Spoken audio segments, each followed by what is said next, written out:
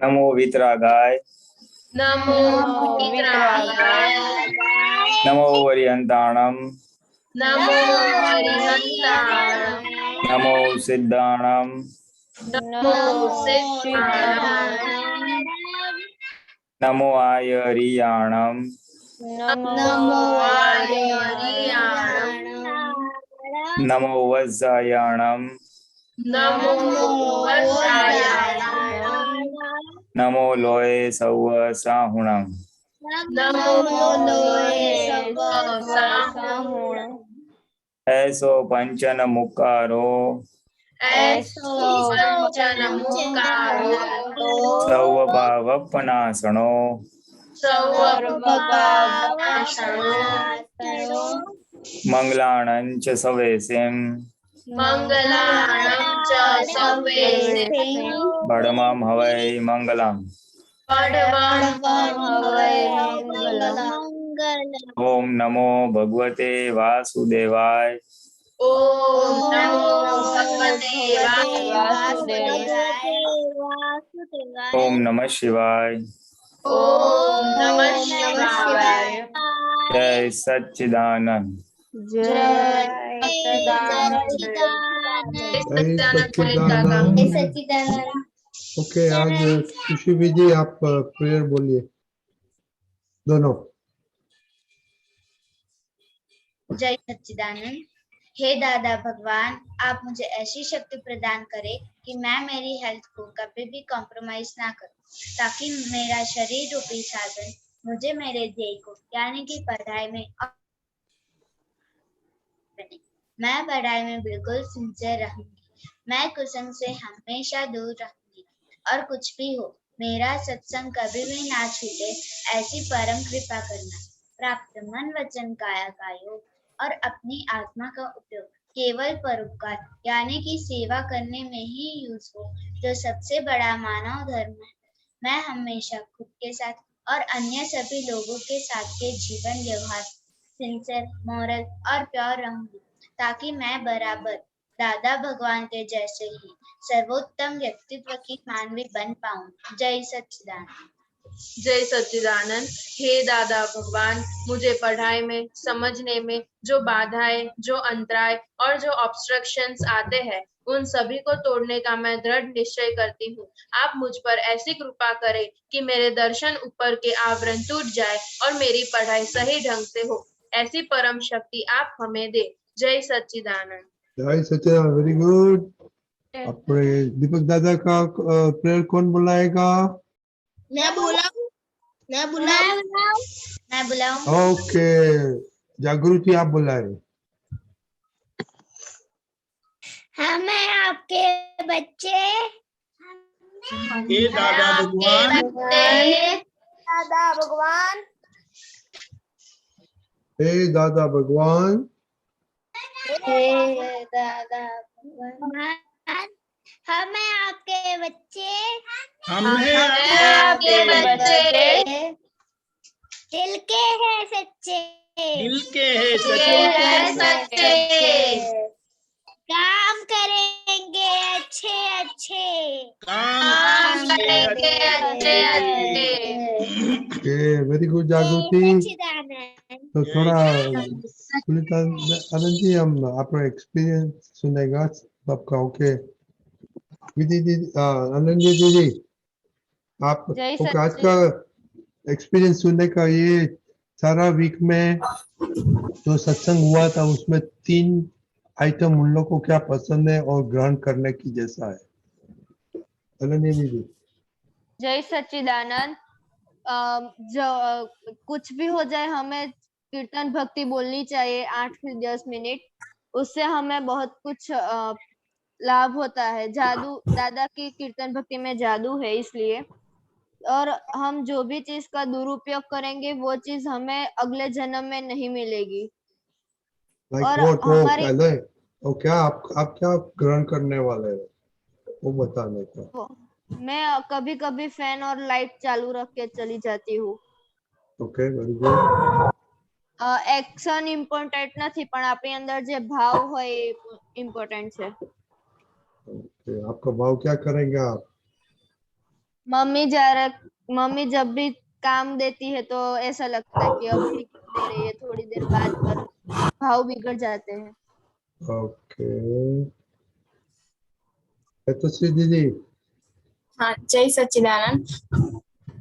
जय सच्चिदानंद। मुझे मेरा टाइम टेबल स्ट्रिक्टली फॉलो करना है और सत्साधन भी मैं रेगुलर नहीं करती हूँ।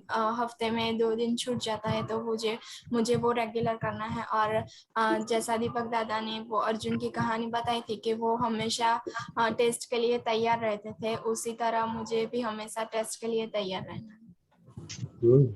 दीदी। जय सच्चिदानंद। मुझे सेल्फ डिसिप्लिन बनना है और मेरी फर्स्ट प्रायोरिटी सत्साधन को देना चाहती हूँ। कभी कभी मुझे पढ़ाई ज़्यादा होती है तो मैं पहले वो करती हूँ और सत्साधन नहीं करती हूँ, उसमें मुझे कंसंट्रेट करना है। और मैं मेरे कुछ काम में वैसे ऐसे एकदम आलसी बन जाती हूँ तो उसमें मुझे हैप्पीनेस नहीं होती है कोई काम करने में, वो मैं लाना चाहती हूँ। ओके, आपने पहला क्या बोला? सेल्फ डिसिप्लिन बनना चाहती तो हूँ। तो क्या जो तो सेल्फ बिलीफ का मीनिंग क्या होगा आपके लिए? हाँ, मतलब किसी को बोलना नहीं पड़ता है कि ये कर लो वो कर लो, हमें खुद से ही करना चाहिए। मम्मी कभी काम बोलती है तो हमें खुद से पता चलना चाहिए कि ये नहीं हुआ है तो हमें करना चाहिए। ओह, वेरी गुड। मम्मी तो बहुत खुश हो जाएगी आपके। श्रेया। जय सच्चिदानंद। हमको सेल्फ डिसिप्लिन रहना चाहिए और टाइम को वेस्ट नहीं करना चाहिए और मुझको टाइम टेबल को स्ट्रिक्टली फॉलो करना है एंड मुझको मम्मी का हम नहीं दुबाना है। ओके, टाइम वेस्ट नहीं करना है तो किधर वेस्ट करते हो हमको बताना बाद में। ओके, जागृति, आपने कुछ सोचा? नहीं, ओके ओके, कोई बात नहीं। ओके, सोचना, मम्मी के साथ बात कर। फिर हाँ, क्या जय बोलो? सच्चिदानंद। मैं खुद काम करता हूँ। तीन तीन चीज करने का है, क्या? 3 चीज बोलने का है। ओके, विधि दीदी। हाँ, जय सच्चिदानंद। मैंने मतलब इस वीक में ये बात ग्रहण की है कि जहाँ जहाँ मेरे सत्साधन छूट जाता है वहां पे हमें माफी मांगनी चाहिए और हमें हमारे टाइम टेबल को फॉलो करना चाहिए। हमसे मिस्टेक्स तो होती रहती है लेकिन उन मिस्टेक्स को हमें हृदय से पछतावा होना चाहिए और फिर से उसका दृढ़ निश्चय करना चाहिए कि मुझे फिर से ऐसे मिस्टेक्स नहीं करनी है और पहली प्रायोरिटी सत्संग और सत्साधन को देनी है। ओके, खुशी नहीं चली गई? ओके ओके, नवनीता, आपने कुछ बोलने का है? नवविधि। मुझे सत्संग और सत्साधन को फर्स्ट प्रायोरिटी देनी चाहिए और अगर कभी छूट जाए तो दादा भगवान से माफी मांग दीजिए और शक्ति मांग दीजिए कि मुझसे आगे कभी ना छूटे। Very good. कीर्तन भक्ति करती है दररोज? जय। ओ ओ, मम्मी मासी के साथ करना एवरीडे 10 मिनट। ओके हाँ, ओके ओके, वेरी गुड। दीपक दादा, आपको कुछ बोलने का है? बाद में पुलिस दादा को या बोले तो। जस्ट क्विकली, जैसे पहले भी बताया था कि यह बोलते हैं कलम, यह प्रार्थना करते हैं तो हम अपने आप को याद दिलाते हैं अपना निश्चय और वो निश्चय, क्योंकि हमें वो गोल को अचीव करना है और गलतियां होती रहती है, लेकिन अगर गलतियां करेक्ट नहीं होती है तो वो बड़ी होती है और फिर हमें बड़े परेशान करेगी, हमारे गोल से दूर ले जाएगी। तो ये बार बार निश्चय करने से गलतियां जहां होती है हम उसी को पकड़ कर वहीं खत्म कर देंगे। इसीलिए ये श्योर वे है, पक्का रास्ता है अपने गोल पे अचीव करने का। ये निश्चय से प्रतिक्रमण होगा जहां गलतियां होती है, वही इंपॉर्टेंट है। गलतियां सब करते लेकिन प्रतिक्रमण चूक जाते हैं तो फिर गोल नहीं होगा। जय सच्चिदानंद। ऐसे ओके, आपने कल से नया रिपोर्ट करने का है, सबको मालूम है क्या करने का? नहीं। ठीक, आपको देखा है आपने? रिपोर्ट? नहीं, नया रिपोर्ट कैसे क्या लिखने का मालूम है अभी कल से? नहीं क्यों, आपने देखा नहीं? तो लिखा जरा मैंने। देख लेना, नहीं मालूम पड़ तो हमको फोन करना। Okay okay. और आज पुलिस दादा कुछ बात करेगा बाद में। आप स्टोरी बोलने के लिए एक स्पेशल गेस्ट है, तो पुलिस दादा की बात एक स्टोरी सुनेगा स्पेशल गेस्ट के पास। ओके पुलिस दादा, आपने सुना अभी ये वीक में सब आपके पुत्र ने बात किया, उन लोग को ये ग्रहण किया, तो आप उन लोग को थोड़ा गाइड करें कि ये सीरियसली कैसे कर सकता है और कैसे अमल में हो सकता है। बच्चे है तो सब सारे serious in the sense sincere, I would say. सब सिंसियरली सत्संग में आ रहे हैं, सब सिंसियरली अपनी गलतियां बताते हैं और गलतियां न करने का निश्चय भी करते हैं। तो सिंसियरिटी जो सबकी बहुत अच्छी है, वेरी गुड। किसी को कुछ पूछना है तो पूछो। आज थोड़ा I don't have anything to say, किसी को कुछ बात करनी है तो करें। पुलिनानी जी, ऐसा कोई बताया ना, the electricity saved is electricity produced करके। You can't produce electricity but as much you can save. जो लाइट पंखा छोड़ के जाते हैं ना पीछे। हाँ, तो चलो ये बात है। इसमें ऐसा है कि इलेक्ट्रिसिटी की बात बताई दिवाकरन ने कि हम जहीं भी बत्ती पंखा छोड़ जाते हैं तो उसका वेस्ट होता है, और वेस्ट के ऊपर से एक जनरल प्रिंसिपल आ जाता है कि हमें जिंदगी में किसी भी चीज का वेस्ट नहीं करना चाहिए। हमारे पास है इसलिए उसको वापरना, एक्सेस वापरना, जरूरत से ज्यादा वापरना, वो भी एक प्रकार की हिंसा है। अभी इलेक्ट्रिसिटी वो भी एक शक्ति है, उसके लिए पैसे लगते हैं, और अगर हम उसको खुला छोड़ देते हैं, जब जरूरत नहीं है तब बत्ती पंखा छोड़ देते हैं तो नुकसान होता है, हम पैसे का नुकसान करते हैं। और अगर पैसा तो एक बात है, दूसरा हमारे पास बिन जरूरी हम उसका उपयोग करते हैं, तो जिसको जरूर है शायद उसको कम ही मिलेगी। इसीलिए किसी भी चीज का वेस्ट नहीं करना चाहिए। इलेक्ट्रिसिटी का एक एग्जांपल है, वो प्रिंसिपल, वो सिद्धांत हम दूसरी जगह में भी लगा सकते हैं। खाना है तो उसको भी वेस्ट नहीं करना चाहिए। हम पानी यूज करते हैं खाने के लिए, पीने के लिए, तो उसमें भी जितना जरूर है उतना ही उपयोग करें, ज्यादा वेस्ट ना करें। फिर आगे जाके हम जो कपड़े पहनते हैं उसको भी अच्छी तरह से पहने, वापरे, और जस्ट नया आया इसलिए जूना फेंक देने का ऐसा नहीं, थोड़ा रीजनेबल इसको यूज करो। उसके ऊपर से एक दादा भगवान ने अच्छा सिद्धांत बताया कि हमारे जिंदगी में हम जो भी चीज लेके आए हैं वो उसका एक कोटा होता है। हम पानी पीने का, वापरने का, कपड़े, खाना, ये पूरे लाइफ का एक कोटा होता है। अगर हम बचपन में या युवानी में इसको ज्यादा वापर देते हैं मौज शौक के लिए या दूसरों का देख के, तो उसका परिणाम क्या आएगा, तो कि पीछे जाके पिछली जिंदगी में जब आप बूढ़े हो जाओगे उस समय आपके पास वो कम पड़ेगा। मैंने अभी अगर बहुत ज्यादा पानी वेस्ट किया नहाने में, क्या है, मजा आता है, कौन बोलता नहीं है, नल में आता है, तो आपका जो कोटा है ना वो पूरा जल्दी हो जाएगा। फिर उसका रिजल्ट क्या आएगा कि पिछले जिंदगी में आपको फिर पानी कम मिलेगा, फिर नहाने के लिए एक बकेट ही मिलेगी, आधी बकेट मिलेगी, नल में से फ्री ऐसा पानी नहीं आएगा। आपको पानी कहीं से उठा के बाथरूम में लेके जाना पड़ेगा, उतना ही वापरने को मिलेगा।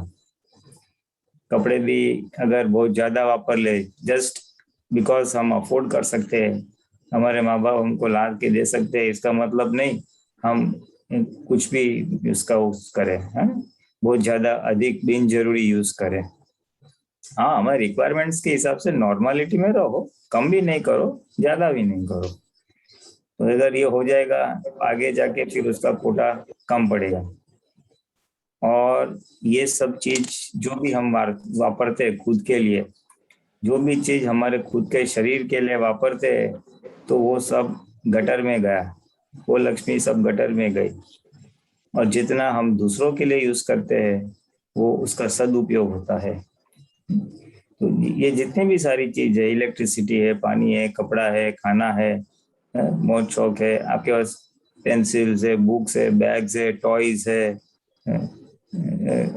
जो भी है, तो उसको भी अगर आपने वापरा एक्सेस तो अल्टीमेटली आपकी लक्ष्मी गई। और वो फ्री ऑफ चार्ज नहीं आता है, ये सब है आपके पुण्य के कोटे में से जाता है। आपका जो पुण्य का कोटा होता है वो लेके आए हैं, वो उसमें से आप वापस डालते हो तो पुण्य कम बचेगा। और जो पुण्य कम बचेगा तो फिर आपको जहाँ पे वास्तविक में जरूर है, खास करके तो आध्यात्मिक में, जीवन के आगे कैरियर में, तो वहां पे फिर शॉर्टेज आ जाएगी। इसलिए ये सारी चीजों का एक तो यूज नहीं, वेस्ट नहीं करना चाहिए, क्योंकि वेस्ट करने से कोटा कम हो जाएगा। और दूसरी बात, अल्टीमेटली वो हमारे जो पुण्य है उसमें से खर्च हो जाता है। तो सही चीज के लिए हमारे पास सनातन सुख, हमेशा का परमानेंट सुख के लिए कोटा कम बचेगा पुण्य का। और दादा भगवान ने सारी जिंदगी इस सिद्धांत के ऊपर जिए हुए है, थ्रू आउट हिज लाइफ। बस काफी था, ऐसे तो कमाते थे बहुत, लेकिन घर में इतना ही पैसा दे देते धर्म पत्नी को, हीराबा को, कि अगर उनकी एकेडमिक क्वालिफिकेशन एसएससी फेल थे, अगर वो नौकरी करते तो कितनी तनख्वाह आती, और उस तनख्वाह के अनुसार उतना ही घर में खर्चा करने का। भले ही इनके पास था, लेकिन वापरने का खुद के लिए सिर्फ इतना, बाकी का वो परोपकार में यूज किया था। एक समय था जब ग्रुप बहुत छोटा था, संघ बहुत छोटा था, हार्डली 5-10 महात्मा इकट्ठे होते शुरुआत के वर्षों में, जब दादाजी ने सत्संग शुरू किया। तो दादाजी खुद के पैसे से महात्मा को सत्संग का यात्रा भी कराते थे। यानी उन्होंने अपनी सारी चीज परोपकार, दूसरों के लिए, महात्माओं के लिए यूज किए। अपना समय यूज किया, अपनी शक्ति यूज की, अपने पैसे यूज किए, सब चीज दूसरों के लिए यूज किया, खुद के लिए कम किया। खुद के लिए जितना जाएगा वो सबको अपने कोटा में से सब बटक जाएगा। कपड़े का भी जस्ट बिकॉज आज एक शर्ट पहना है तो कल दूसरा शर्ट पहनते हैं, ऐसा नहीं।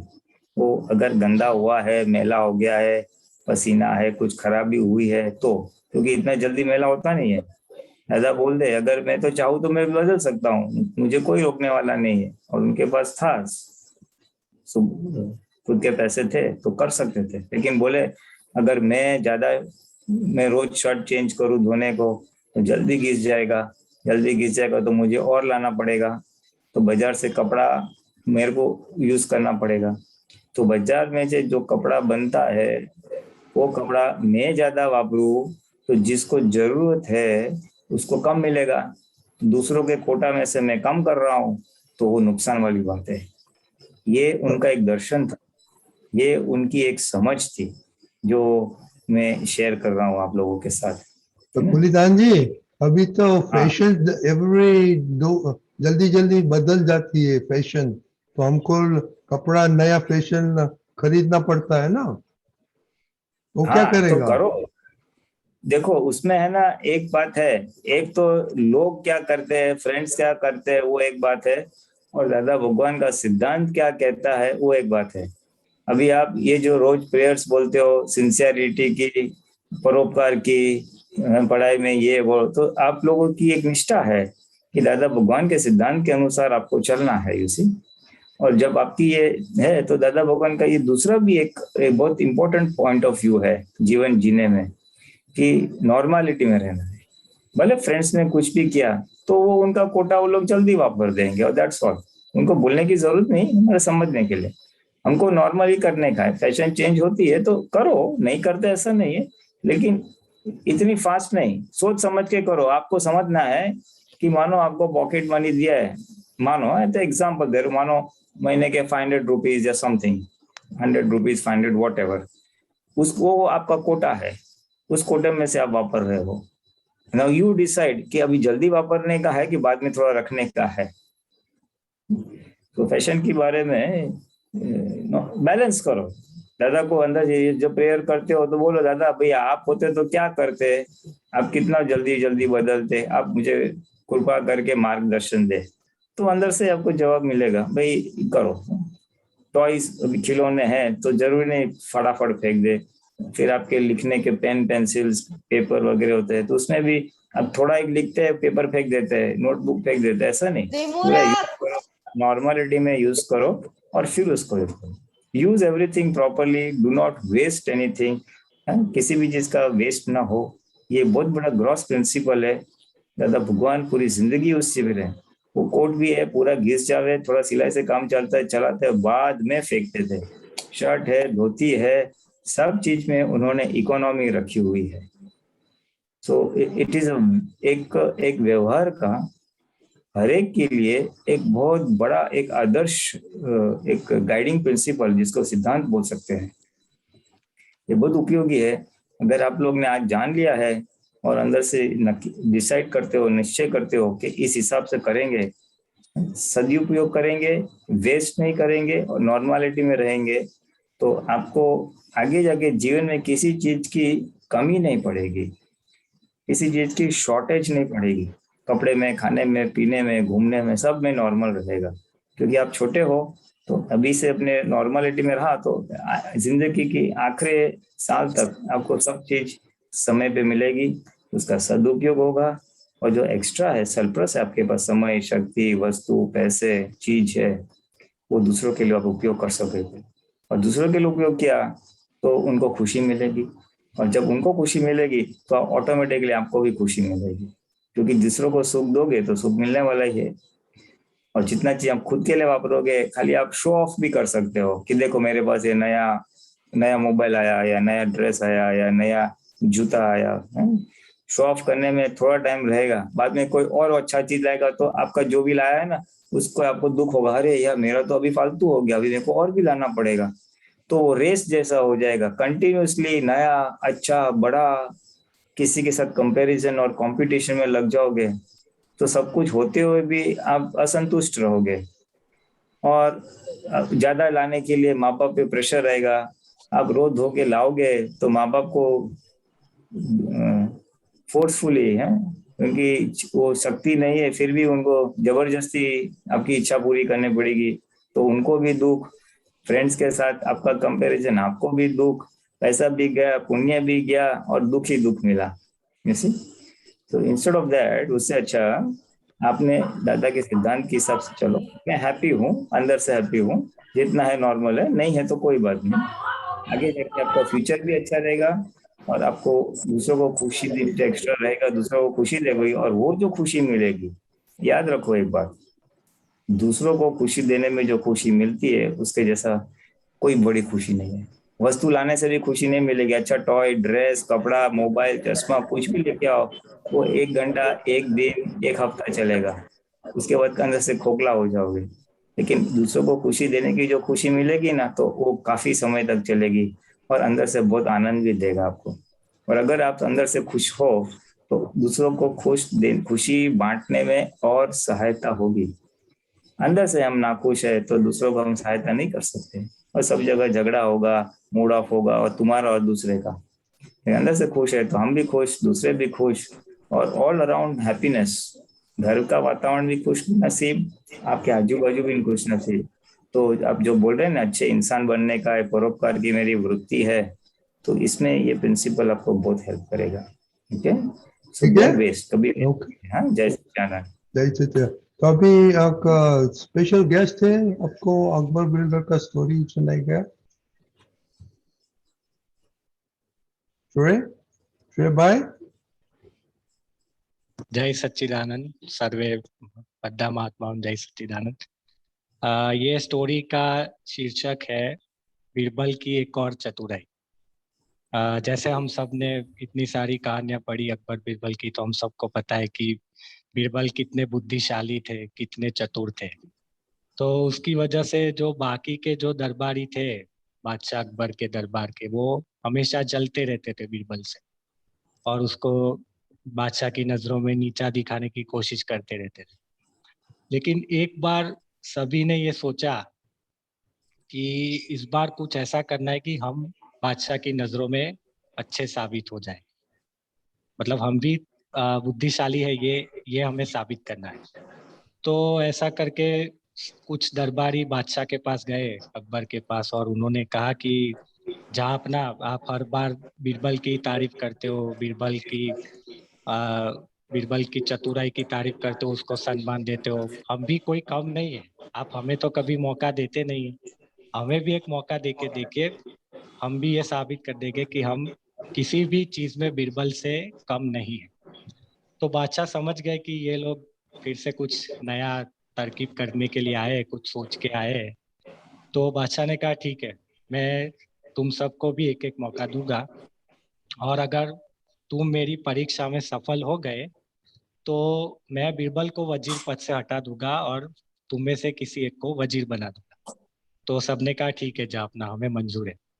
तो फिर बादशाह ने एक दिन उन सबको बुलाया अपने शयन कक्ष में, जहाँ वो सोते थे, उस कमरे में बुलाया और एक चद्दर दी। पहला एक दरबारी आया, उसको चद्दर दी और उसको बोला कि मैं सो रहा हूँ, तुम मुझे ये चद्दर ओढ़ा देना, और इस तरह से ओढ़ाना कि मेरा सारा शरीर ढक जाए, कुछ भी बाहर नहीं रहना चाहिए। तो वो तो बड़ा खुश हो गया कि ये तो कितनी सिंपल एग्जाम है, इसमें तो कुछ नहीं, अभी बादशाह सो जाएंगे, मैं चद्दर ओढ़ा दूंगा। तो जैसे उसने खोली चद्दर तो वो छोटी थी, बादशाह के शरीर से छोटी थी, और बादशाह तो सो गए, और उसने चद्दर उड़ा दी तो सर ढकने जाए तो पैर खुले रह जाते थे, पैर ढकने जाए तो सर खुला रह जाता था। 4-5 बार उसने प्रयत्न किया लेकिन वो सफल नहीं हुआ। तो फिर वो अपनी हार मानकर चला गया। फिर दूसरा आया, उसने भी सेम किया लेकिन वो भी सफल नहीं हुआ। तीसरा आया, वो भी असफल रहा। तो सारे लोग फिर आपस में बात करने लगे बाहर जाके कि यार ये बादशाह ने ना जानबूझकर हमारे साथ ऐसा किया है, इतनी छोटी छोटी चद्दर दे दी, शरीर उनका इतना बड़ा है, कैसे आएगा? ये तो है ना बीरबल को ही अच्छा साबित करने के लिए हमारे साथ ये चाल चली है बादशाह ने, ऐसा तो कभी हो ही नहीं सकता कि सारा शरीर इतनी छोटी चद्दर में आ जाए। तो बादशाह ने फिर से उनको बुलाया कि क्या हुआ, तुम सबने अपनी हार मान ली? तो उन्होंने कहा हाँ जहाँ अपना, हमने अपनी हार मान ली, लेकिन हम ये दावे के साथ कह सकते हैं कि बीरबल भी ये काम नहीं कर पाएगा, कि क्योंकि ये तो नामुमकिन सी बात है, चद्दर इतनी छोटी, आपका शरीर उसमें आएगा ही नहीं। तो बादशाह ने कहा ठीक है, एक काम करते हैं, बीरबल को बुलाते हैं, मैं उसको भी सेम टास्क देता हूँ, फिर देखते हैं क्या होता है। तो बादशाह ने बीरबल को बुलाया और बीरबल से कहा कि मैं सो रहा हूँ, ये चद्दर मुझे उड़ा देना और इस तरह से उड़ाना कि मेरा सारा शरीर ढक जाए। तो बीरबल ने तुरंत बादशाह से कहा कि जहाँपना आप अपने पैरों को घुटने से मोड़ दीजिए, इस तरह से मोड़ दीजिए। तो जैसे बादशाह ने अपने पैर मोड़ दिए, उनका शरीर सिकुड़ गया, कम हो गया, और बीरबल ने उनको वो चद्दर उड़ा दी और उनका शरीर सारा चद्दर के अंदर आ गया। इस प्रकार से बीरबल ने उनकी अपनी जो बादशाह ने जो टास्क दी थी वो पूरी कर दी। तो बादशाह ने फिर कहा कि देखा, सारे दरबारियों से कहा कि मैं अब तुम्हें पता चला कि मैं बीरबल की इतनी तारीफ क्यों करता हूँ, क्यों इसको इतना सम्मान देता हूँ, क्योंकि वो वाकई में बुद्धिशाली है, वाकई में चतुर है, और वो उसका हकदार भी है, इसीलिए मैं उसकी तारीफ करता हूँ। फिर सारे लोगों ने अपनी हार मान ली और चले गए। इसे सीख क्या मिलती है हमें इस कहानी से? सीख ये है कि अगर ये माइंड जब जड़ हो जाता है, स्टक हो जाता है किसी चीज के ऊपर, तो फिर वो समस्या का हल ढूंढ नहीं पाता है और फिर बहाने बहाने निकालने लगता है, एक्सक्यूजेस निकालता है, जैसे कि ये दरबारी लोगों ने किया कि बादशाह तो पागल हो गए, ऐसा थोड़ी हो सकता है कि इतनी छोटी चद्दर इतना बड़ा शरीर कैसे समा जाएगा। ये इसलिए हुआ क्योंकि उनका माइंड स्टक हो गया था, वो आगे सोच नहीं पाए कि अब क्या करें, इसमें से बाहर इसका रास्ता क्या है। और बीरबल का जो माइंड था वो फ्लेक्सिबल था, उसने अपने माइंड को स्टक नहीं रखा, जड़ नहीं रखा, फ्लेक्सिबल रखा था। इसलिए वो सोचता रहता था हर बार कि एक दरवाजा अगर बंद हो जाए तो मैं क्या करूंगा, और दूसरा बंद हो जाएगा तो मैं क्या करूंगा, तीसरा बंद हो जाएगा तो मैं क्या करूंगा, क्योंकि उसने अपने माइंड को जड़ नहीं किया था, वो रास्ते खोजते रहता था और इसके लिए इस वजह से उसको रास्ता भी मिला। अब हम ज्ञान की समझ से इसे देखें यहाँ पर, तो स्टक कब होता है माइंड हमारा? जब हमें किसी चीज पर अभाव तिरस्कार हो जाता है। कलम नंबर 4 जो है हमारी, अगर हम भंग कर देते हैं तो फिर वो स्टक हो जाएगा माइंड, वो सोच नहीं पाएगा क्योंकि हमें उस चीज के ऊपर अभाव हो गया है। यहाँ पर वो दरबारी लोग को जैसे अभाव हो गया बादशाह के लिए कि बादशाह ने जानबूझकर हमारे साथ ऐसा किया, और फिर जब अभाव होता है उसके बाद से एक अभिप्राय पड़ जाता है उस चीज के लिए कि ये चीज तो ऐसे ही होगी, इसका कोई दूसरा रास्ता है ही नहीं, ये एक चीज एक ही तरीके से होती है, कोई दूसरा तरीका नहीं। इसलिए वो माइंड ट्रेन ही इस तरह से हो जाता है, वो आगे सोच नहीं पाता। लेकिन फ्लेक्सिबल माइंड कब होगा, कैसे हम रास्ते ढूंढेंगे अपने? तो हमारी जो आज्ञा नंबर 4 है, संभाव से निपटारा, उसमें हमें ये बहुत हेल्पफुल होता है कि जैसे अभी बीरबल तो कोई ज्ञानी पुरुष नहीं थे, लेकिन उनको ये पता था कि मेरी टास्क है मुझे बादशाह का शरीर चद्दर के अंदर लाना है, दैट्स इट, वो किसी भी तरह से आना चाहिए। इसी प्रकार से हमारा भी है कि मुझे समभाव से निपटारा करना है, जो भी संजोग आ रहा है, ये फाइल है मेरे लिए, मुझे तो समभाव से निपटारा करना है, चाहे कुछ भी हो जाए। इसी प्रकार से ये जब हम अपने व्यवहार में करते जाएंगे तो हमारा माइंड फ्लेक्सिबल होता जाएगा और रास्ते अपने आप हमें मिलते जाएंगे, हर सिचुएशन से, हर समस्या से हमें हल मिलता जाएगा। जय सच्चिदानंद। जय सच्चिदानंद। श्रेय, बहुत बढ़िया, very good, good story, good analysis. तो अपना टाइम हो गया, पर पुनिदान जी आपको 2 मिनट बोलने का है स्टोरी पे कुछ? नहीं, इट्स फाइन। बीरबल तो चतुर था और उसकी बहुत सारी कहानियां हैं। इट्स गुड, इट्स ये बेसिकली हमारे लिए ये जाएगा सूझ के ऊपर। हमें हमारे जो सूझ की शक्ति है ना, इसको इंग्लिश में बोले तो आउट ऑफ बॉक्स थिंकिंग, यानी कुछ नॉर्मल से ज्यादा हटके कुछ सोचना। कोई भी समस्या है तो समस्या का हल वो सूझ है ना, जो दर्शन शक्ति है, बहुत तो बच्चों की भाषा में समझ शक्ति अगर बोल सकते हैं, तो समझ शक्ति हमें बढ़ाने के लिए हमारा जो चित्त है वो जितना अशुद्ध नहीं होगा, जितना शुद्ध रहेगा, तो वो एक वन ऑफ द फैक्टर्स आपको हेल्प करेगा कि एक सॉल्यूशन निकालने में। दूसरा है कि जो ऐसे सूझ वाले व्यक्ति है जिसको ऐसा फटफट सॉल्यूशंस मिलता है, ऐसे लोगों के परिचय में रहना चाहिए, उनके साथ देखने का कि वो किस तरह से प्रॉब्लम सॉल्व करते हैं, तो उनकी सूझ का लाभ हमको मिल जाता है, उनके अनुभव का लाभ हमको मिलता है, और हमारी सूझ भी डेवलप हो जाती है। तो हमारी सूझ डेवलप होगी तो वो एक आदर्श व्यवहार करने में लोगों के साथ और संजोगों के साथ, उसमें कॉमन सेंस बढ़ने में, आदर्श व्यवहार करने में ये बहुत सहायता करेगी। सो ये एग्जाम्पल का अगर जीवन में लेना है तो सूझ बढ़ाने के लिए सूझ वाले व्यक्तियों का व्यवहार, उनके संपर्क में रहने से हमारा सूझ बढ़ेगी, तो बीरबल जैसी ये सूझ प्राप्त हो जाएगी। वो हर समस्या में से उपाय निकालने की हमारे में भी शक्ति आएगी। तो हमें हमारे जीवन में सारी अच्छी तरह से हर एक प्रकार के संजोगों में से रास्ता अगर निकालना है तो इसमें ये बहुत हेल्प करेगा ये बात। तो ये हम इसमें से एग्जाम वो ले सकते हैं, बोध ले सकते हैं। जय सचिन। Okay, very good. तो आज को समराइज करने का है।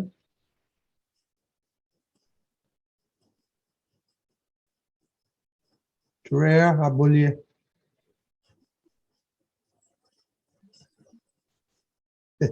बोलिए, अनम्यूट करिए, बोलिए। जय सच्चिदानंद।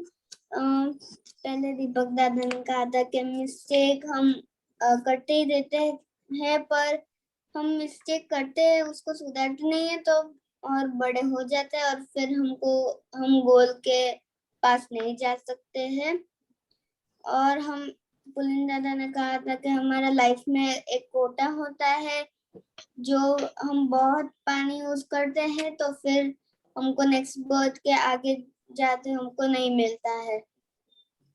हमको और हमारे फ्रेंड्स, शक्ति और सब हमारे दादा महात्माओं पर यूज करते थे, उनका मनी, शक्ति और टाइम सब महात्मा उस पे यूज करते थे, उनके लिए बहुत थोड़ा यूज करते थे। जय सचिन। अच्छा, किसको ऐड करने का है? गीता दीदी। कुछ ऐड करने का है? हाँ, हमें नॉर्मलिटी में रहना चाहिए और दूसरों को खुशी देने में जो खुशी मिलती है वो किसी और चीज में नहीं मिलती है, ऐसा पुलिन दादा ने बताया। ओके, और ये स्टोरी के बारे में कुछ बोलना है किसी को? विधि दीदी? हाँ, वो स्टोरी में मतलब हमारे माइंड की फ्लेक्सिबिलिटी और वो दृढ़ता के बारे में बहुत अच्छी समझ में आया कि मतलब हमारा माइंड वो फ्लेक्सिबल जितना होगा वो इतनी प्रॉब्लम हम सॉल्व कर पाएंगे। और पुलिन काका ने बहुत अच्छा बताया कि जिसकी मतलब जो ज्यादा मतलब सूझ वाला होता है उनके साथ रहने से हमारी सूझ भी बढ़ती है। Very good, okay, very good श्रेय, आपने बहुत अच्छा स्टोरी किया, वेरी गुड एनालिसिस। ओके, जय सच्चिदानंद। जय सच्चिदानंद पुलिन काका। जय सच्चिदानंद जय दीपक दादा। सच्चिदानंद जय दीपक सच्चिदानंद। दादा। जय जय सच्चिदानंद। पुलिन दादा। गीता बेन, आपका क्वेश्चन है?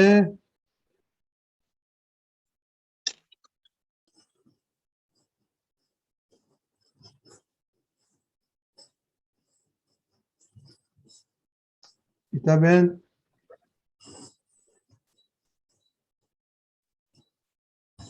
जय सच्चिदानंद रजनीकांत अंकल साहेब। जय दीपक आनंद जी, सच्चिदानंद। પુલિનાનંદજી સાહેબ જય સચ્ચિદાનંદ। દાદા ભગવાન એક જગ્યાએ કહે છે કે રિયાલિટીમાં આવ્યો ત્યારથી જ મુક્તિ સુખ ઉત્પન્ન થાય અને રિલેટિવિટીમાં ફક્ત અવસ્થાઓ જ છે એમ।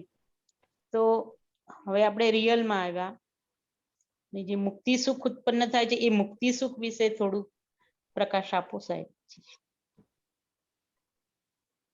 રિયાલિટીમાં આવ્યા એટલે આમ જોવા જાય તો રિયલ સુખ ઉત્પન્ન થાય છે। હા જી, હા રિયાલિટી એટલે પરમનન્ટ એટલે અથવા બીજા શબ્દોમાં આત્મામાં આવ્યા। હા રિયલ એટલે જે પરમનન્ટ સત્ય છે, પરમનન્ટ સનાતન સત્ય છે તે સત જેને કહે। એટલે રિયાલિટીમાં આવો એટલે સતમાં આવો એટલે તમને એક તો સતનું સુખ પ્રાપ્ત થાય, કારણ કે સુખ ખરેખર સતમાં જ છે, બીજે બધે ભ્રાંતિનું સુખ છે। હા જી, અને એ રિયાલિટીમાં આવે પછી જે સાચું સુખ મળે છે એ સુખ જાગ્યા પછી એને એમ થાય કે હવે આમાં જ રહેવું છે। હા ખરેખર ખરેખર। અને આમાં જ રહેવું છે એવું નક્કી થાય એટલે પછી એ બીજા જે એના પહેલા રિયાલિટીમાં આવતા પહેલા જે અવસ્થાના સુખ કે ઇન્દ્રિયના સુખ હતા એની પાસે એ એની સામે ટીકા લાગે, મોડા લાગે। ખરેખર આ પિક્ચરે જુએ, આંખનું સુખ લે, ખાવામાંથી લે, ફરવામાંથી લે, એ કરે બધું પણ એ બધું એને ફીકું લાગે। હા ફીકું લાગે, કારણ કે શરીર પર આધારિત છે, ઇન્દ્રિયો પર આધારિત સુખ છે। હવે એ શરીર સાથ ના આપે તો એવાનું એકે સુખ આવે નહીં ના આવે। અને પોતાનું જે અને એનાથી બીજું નુકસાન શું થાય તો કે પોતાનું જે સાચું સુખ છે એ સાચું સુખ પણ આવરાઈ જાય। આવરાઈ જાય છે। હા, એટલે રિયાલિટી નું સુખ જાગ્યા પછી હવે આમાં જ રહેવું છે અને આમાં કઈ વચ્ચે ડિસ્ટર્બન્સ આવે તો ડિસ્ટર્બન્સ આવવા દેવી નથી, વચ્ચે આવરણ આવે તો આવરણ આવવા દેવું નથી એવું નક્કી થાય।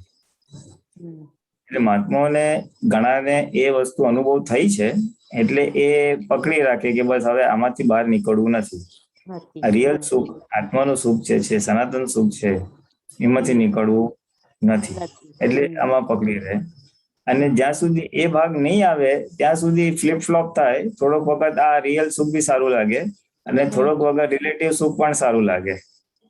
ભરેલો માલ છે એટલે થોડોક મોહ બી કામ કરી જાય, ડિસ્ચાર્જ મોહ, એટલે એને હજી પાછું આદત છે ને એટલે એ ઇન્દ્રિય સુખમાં બી મજા આવે એને।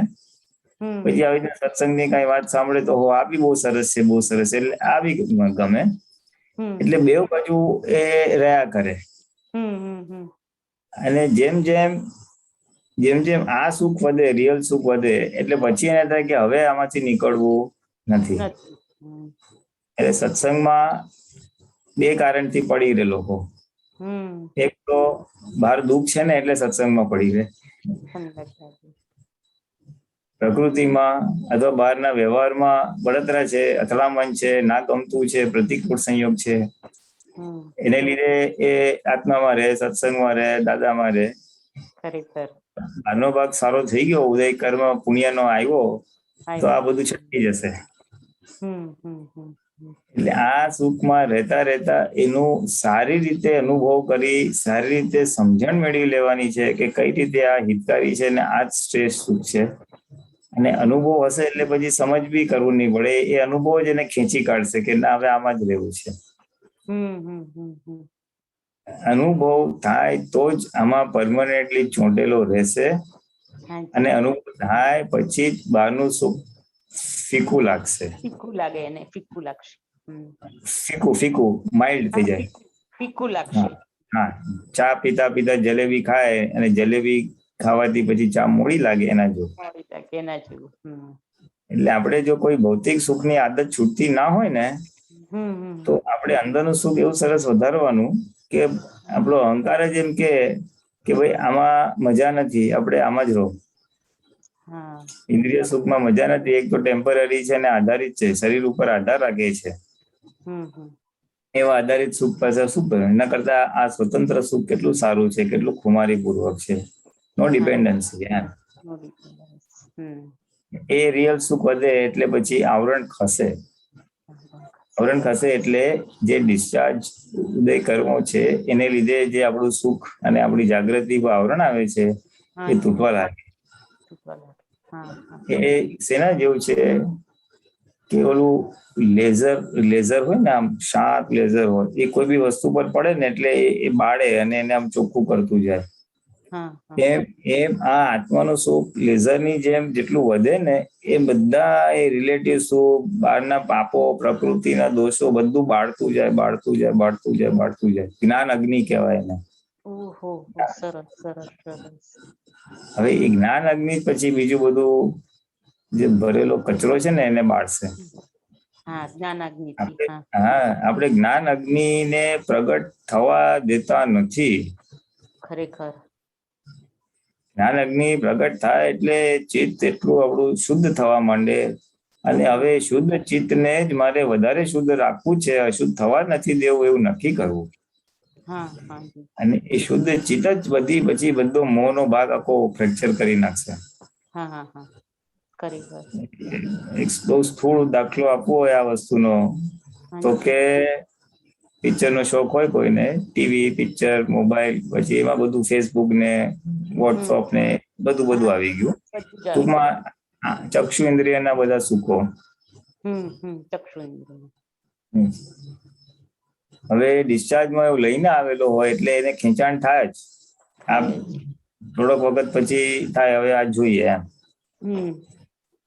એટલે એનાથી રિયલાઇઝ થાય કે આમાં તો મારું ચિત્ત અશુદ્ધ થાય છે ઉલટાનું. કારણ કે ફોટા પડી જાય બધી જે જોયું હોય કર્યું હોય, એટલે પછી એ વસ્તુ જાય તો બી યાદ રહે પછી એમ. અને પાછું બીજો જોવાનું, એક પિક્ચર સારું જોયું, એક નાટક સારું જોયું, એક કઈ બી જોયું હોય, હવે શું થયું, હવે એમાં શું થશે, એ ત્યાં ખેંચાય જ જાય. એ ચિત્ત એનું ત્યાં જ ખેંચાય છે. આ તો ડિસ્ચાર્જ મોની વાત કરીએ છીએ, છે બધું ફાઇલ નંબર 1 નું. જે આ તમે કીધું ને કે રિયલ સુખ એ કેમ કરીને વધે અથવા એમાં બ્લોક શું કરે છે એની વાત કરીએ છીએ આપણે. એટલે પછી એ નક્કી કરે કે હારું આમાં તો મારું સત્સંગમાં જાઉં છું એટલું શુદ્ધ થાય છે, વિધિ કરું છું એટલો વખત સારું રહે છે, પછી 1-2 કલાક પછી કીર્તન ભક્તિ કરી પછી સારું રહ્યું, પણ પાછું આ બાજુ જાઉં છું ખાધું તો એ પાછું અશુદ્ધ થાય છે. એટલે હું શુદ્ધ બી કરું છું ને અશુદ્ધ બી કરું છું, તો હરી શુદ્ધ કરું છું ને અશુદ્ધ કરું છું, તો એમાં કઈ પ્રગતિ જણાતી નથી. એટલે પછી એને થાય કે આ જોવું ના જોઈએ, આ ખોટું છે, આ ના કરવું જોઈએ, એવું એને રે ખરું, પણ એ ટકે નહીં. પાછું ડિસ્ચાર્જ મોનો ફોર્સ ખેંચી જ જાય એને. એટલે એની સામે મારે આ નથી કરવું એ નક્કી કરે, શક્તિ એ માગે, એટલે અંદર ફાઇટિંગ ચાલ્યા કરે. પ્રકૃતિ કરાવવાનું કે મન બતાવે આપણે જોઈ નાખીએ, ઓલો આત્મનો નિશ્ચય કે નથી જોવું, એટલે બેની વચ્ચે ટસલ ચાલ્યા કરે. એટલે this is one of the ways. દ્રઢ નિશ્ચય કરો, આપણો આગળ વધવું, આપણો આજનો નિશ્ચય પાકો કરો, એ એક રસ્તો છે. અને એની સામે બીજો પોઝિટિવ રસ્તો શું છે હમ પોઝિટિવ રસ્તો એ છે કે તમે મારે ચિત્ત શુદ્ધ કરવું છે હમ એવો નિશ્ચય કરો, એવો ગોલ બનાવો. ગોલ બનાવો, ખરેખર. મારે પિક્ચર જોવું નથી એમ નહીં. હમ you are fighting against the પ્રકૃતિ. પ્રકૃતિની વિરુદ્ધ ચાલવાની વાત છે, એટલે એમાં સંઘર્ષ છે. હમ હમ પણ મારો ધ્યેય છે, મારે ચીજ છે એને વધારે શુદ્ધ કરવું છે, અશુદ્ધ થવા નથી દેવું. હમ એટલે તમે એક ધ્યેય બનાવો છો જે તમને પ્રકૃતિને આગળ ખેંચશે. હમ હમ એટલે એક પુલ છે, એક પ્રકારનો એક પુલ છે, મારે ચિત્ત શુદ્ધ કરવું છે. અને એમાં જેટલું કરે એટલે આનંદ આવે. શું આનંદ આવે કે મેં ધ્યેય સિદ્ધ કર્યો, મારો ધ્યેય મેં સિદ્ધ કર્યો. બરોબર, એક્ઝેક્ટ. એટલે એને એ જેટલું થાય એટલું એને આનંદ રહે, અને આનંદ પછી કે હવે વધારે કરીએ. હા, એને ઓપોઝિટ શું હતું કે આ નથી કરવાનું, પ્રકૃતિ કે કર અને એ કે નથી કરવાનું, એટલે એની સામે ફાઇટ કરવાનું છે. આ એક અપ્રોચ છે, ખોટું નથી, પણ એની સામે આ અપ્રોચ બી એક છે. જો આ રાખે તો પોઝિટિવ અપ્રોચ થશે. એટલે બીજું જોવાનું નહીં, મારે આ કરવું છે એટલે પછી ઓટોમેટિકલી ચિત્ત સુધીના ઉપાયમાં લાગી જશે. સાચી વાત. એટલે એ ઓટોમેટિકલી પ્યોરિટી થશે, અને ઇમ્પ્યોરિટી એની મેં નીકળી જશે. કાઢવી નહીં પડે, નીકળી જશે. એટલે પુરુષાર્થની દિશા થોડીક બદલે ને, એક સમજ છે, એક પ્રકારનો એક વ્યૂ પોઈન્ટ છે, એ વિચારવાની એક દ્રષ્ટિબિંદુ છે. This is one of the ways. આમ આ આપણા આજના નિશ્ચયને પરિપક્વ કરવા માટે, ફળીભૂત કરવા માટે ભરેલા માલની સામે આ એક અપ્રોચ છે, એક રસ્તો છે. Have a positive goal. ઘણી વાર કોઈ ચીકની ફાઇલ હોય, એને મળવાનું હોય, હવે એને દુઃખ નથી આપવું, ગુડ કરવું પડે, પણ હારું કઈક બોલાઈ જ જાય, કઈ આમ થઈ જ જાય. ઊંધું રાખવાનું, મારે એને સુખ આપવું છે, મારો વ્યવહાર એવો કરો કે એ ખુશ થાય. એટલે દુઃખ આપવાનું તો બાજુ જ રહી ગયું, પ્રશ્ન જ નથી આવતો એને દુઃખ નહીં આપવાનું. મારે જાગૃતિ નથી રાખવાની, મારે દુઃખ નથી આપવું, હું ખુશ કેમ કરું? એટલે 2 in 1 થઈ જાય. એક તો તમારો વ્યવહાર સુધરી જાય, અને ઓલા કેસમાં ચિત્ત શુદ્ધ થાય, અને જે નેગેટિવ ભાગ છે એ ડિસ્ચાર્જ ભાગ એની વજે એક્ઝોસ્ટ થઈ જાય. અને ફાઇલ નો સંભાવે નિકાલ બી થઈ જાય. નિકાલ થાય. એટલે તમે વાત કરી ને કે મુક્તિ સુખ, રિયલ સુખ ની વાત કરી, થાય છે રિયાલિટીમાં. હા, રિયાલિટીમાં રહેવા માટે. એટલે રિયાલિટીમાં રહેવા માટે આ એક અપ્રોચ છે, એક અપ્રોચ. આપણે બોલે છે ને, આપણી આજ્ઞામાં નિરંતર રહેવાની શક્તિ આપણે નિરંતર. બરોબર. એટલે એ રીતે પોઝિટિવ કંઈક આવી રીતના પ્રકૃતિની ઓપોઝિટ નું રાખ્યું હોય, પોઝિટિવિટી આવે, સેન્સ ઓફ અચીવમેન્ટ, આપણે કંઈક મેળવ્યું એટલે ઉલ્લાસ પરિણામ આવે, એટલે ઉલ્લાસથી વધારે કામ થાય. અને નેગેટિવ ભાગ તો નીકળી જાય, પ્રકૃતિ તો ખરી જ જાય. પછી જે અહંકાર ફાઇટ થાય, ચાલુ પિક્ચર જોવું છે, એક બાજુ લઈ જાય, એક બાજુ કે ના, એ અહંકાર ફાઇટ જ ના કરે, મારે આ જ કરવું છે, એટલે એ પોઝિટિવ જ જતું રહે. એક પ્રકારે મનોબળ સ્ટ્રોંગ થાય, એક પ્રકારે નિશ્ચય સ્ટ્રોંગ થાય આપણું. એટલે આ તો એક દ્રષ્ટિબિંદુ છે, પુરુષાર્થનો એક one of the view point છે. બહુ જ કામમાં લાગે. એક one of the view point છે. બરાબર કીધાબેન? જય સચ્ચિદાનંદ. જય સચ્ચિદાનંદ. Very good. આપણે પાયલબેન, કિરણબેન ને પહેલા ક્વેશ્ચન લઈએ, ત્યાર પહેલા એક ક્વેશ્ચન છે. ગઈકાલે આપણે પહેલી નોરતા વિશે વાત કરેલી, તો આજે સેકન્ડ નોરતું છે આપણે બ્રહ્મચારીજીનું. તો એના વિશે થોડી વાત કરો, પછી આપણે કિરણબેન નો ક્વેશ્ચન લઈએ. વેલ, અત્યારે એ તો ઇન્ફોર્મેશન નથી મારી પાસે, પણ ખાલી એટલી સામાન્ય સમજ છે કે આ 9 દિવસ છે, અંબે માતાના 9 સ્વરૂપ બતાવ્યા છે, અને દરેક સ્વરૂપ એક પ્રાકૃતિક ગુણ ઉપર છે. એટલે કદાચ આ જે બ્રહ્મચારીજીનું છે, કદાચ બ્રહ્મચર્યના ગુણ ઉપરનું હશે, અને એમને એ સ્વરૂપે ભજના કરવાથી આપણામાં એ પ્રાકૃત ગુણ ખીલે, અને આપણને એ પ્રાકૃત ગુણમાં એ પ્રગતિ થાય. જો આ બ્રહ્મચર્ય ઉપરનું હોય તો આપણું બ્રહ્મચર્ય છે, અથવા ઇન જનરલ વિષય વિકાર છે, કે ઇન્દ્રિયોના વિષયોને બી વિષય કહેવાય છે, 5 ઇન્દ્રિયોના વિષયોને વિષય બી કહેવાય છે. તો એ બધાની સામે એક આપણું ઓલું સ્ટ્રોંગનેસ આવે, એટલે બધા વિષયો બધા ખરી પડે, અને પ્યોરિટી, શુદ્ધતા તરફ, પ્રાકૃતિક શુદ્ધતા એ બાબતની એ સદગુણ, પ્રાકૃત સદગુણ આપણામાં ખીલે એના દેવીના આ સ્વરૂપની સમજપૂર્વકની ભજના કરવાથી. એટલે this is the general principle for all the 9 days and all the 9 ગુણ. અને if this is the ગુણ તો આ સેકન્ડ ડે નો સેકન્ડ ગુણ આપણે લઈ શકીએ એમ છે. આના બીજું કોઈ કઈ એમાં હોય તો મને આટલી ખબર છે. દીપકજી કઈ એડ કરવું છે? રાઈટ, એટલે આ બીજું જે આજે બીજું નોરતું છે અને માતાજીનું દુર્ગા માતાનું આ બીજું સ્વરૂપ બ્રહ્મચારીની કરીને એમનું સ્વરૂપ છે. અને એમાં માતાજીને ખુલ્લા પગે ચાલતા બતાડે છે, હાથમાં માળા છે, એટલે કે અવિરત સાધનામાં છે. જેમ આપણે કહીએ છીએ ને અવિરત આપણે 5 આજ્ઞાની આરાધનામાં છીએ. હાથમાં કમંડલ છે, એટલે સંન્યાસીના સ્વરૂપમાં છે અને મોક્ષ માટેની પોતે આરાધના કરે છે, એટલે બ્રહ્મચર્યા કરે છે. એ રીતે આખું છે. અને હેતુ શું છે કે આ મનુષ્ય જીવન મોક્ષ પ્રાપ્તિ માટેનું છે. એટલે કેમ કરીને આપણે શાંત અને પોતાનું સુખનું અનુભવ કરી લઈએ, એટલે એના માટે જ આખું જીવન ભોગવું ઘટે એમ કરીને. જય સચ્ચિદાનંદ. જય સચ્ચિદાનંદ. Thank you. કિરણબેન,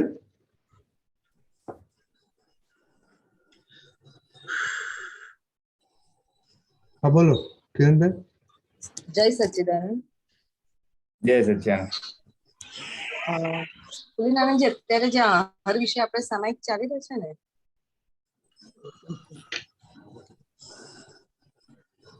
અનમ્યુટ કરો, અનમ્યુટ કરો. જય સચ્ચિદાનંદ. આવે જય છે? સચ્ચિદાનંદ. હા, અત્યારે જે આહાર સંબંધી આપણે સામાયિક ચાલી રહી છે ને, એના માટે પૂછ્યું હતું કે જનરલી આપણે કીધેલું છે કે ઉણોદરી તપ એ સારામાં સારું અને મોટામાં મોટું તપ છે દાદાના કયા પ્રમાણે. પણ અમે એટલે કિરણની એવી બિલીફ છે કે જો સાંજે ચોવિયાર કરીએ ને વહેલા જમી લઈએ ને તો રાત્રે એટલે પછી ખબર નહીં બોડીમાં થોડી વીકનેસ આવી જાય એવું લાગે છે. એટલે ઉણોદરી કરવાથી જ ટોટલી એવું લાગે છે. તો એનું શું કારણ? એટલે ઉણોદરી કરવાથી કે વહેલા જમવાથી? એટલે બંને સાથે.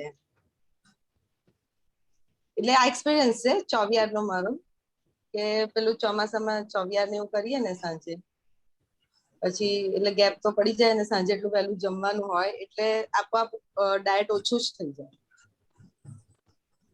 પણ પછી એટલે 1-1.5 મહિનો એ જે ચાલે ને પછી એમ એવું લાગે કે થોડી બોડીમાં વીકનેસ આવી ગઈ છે.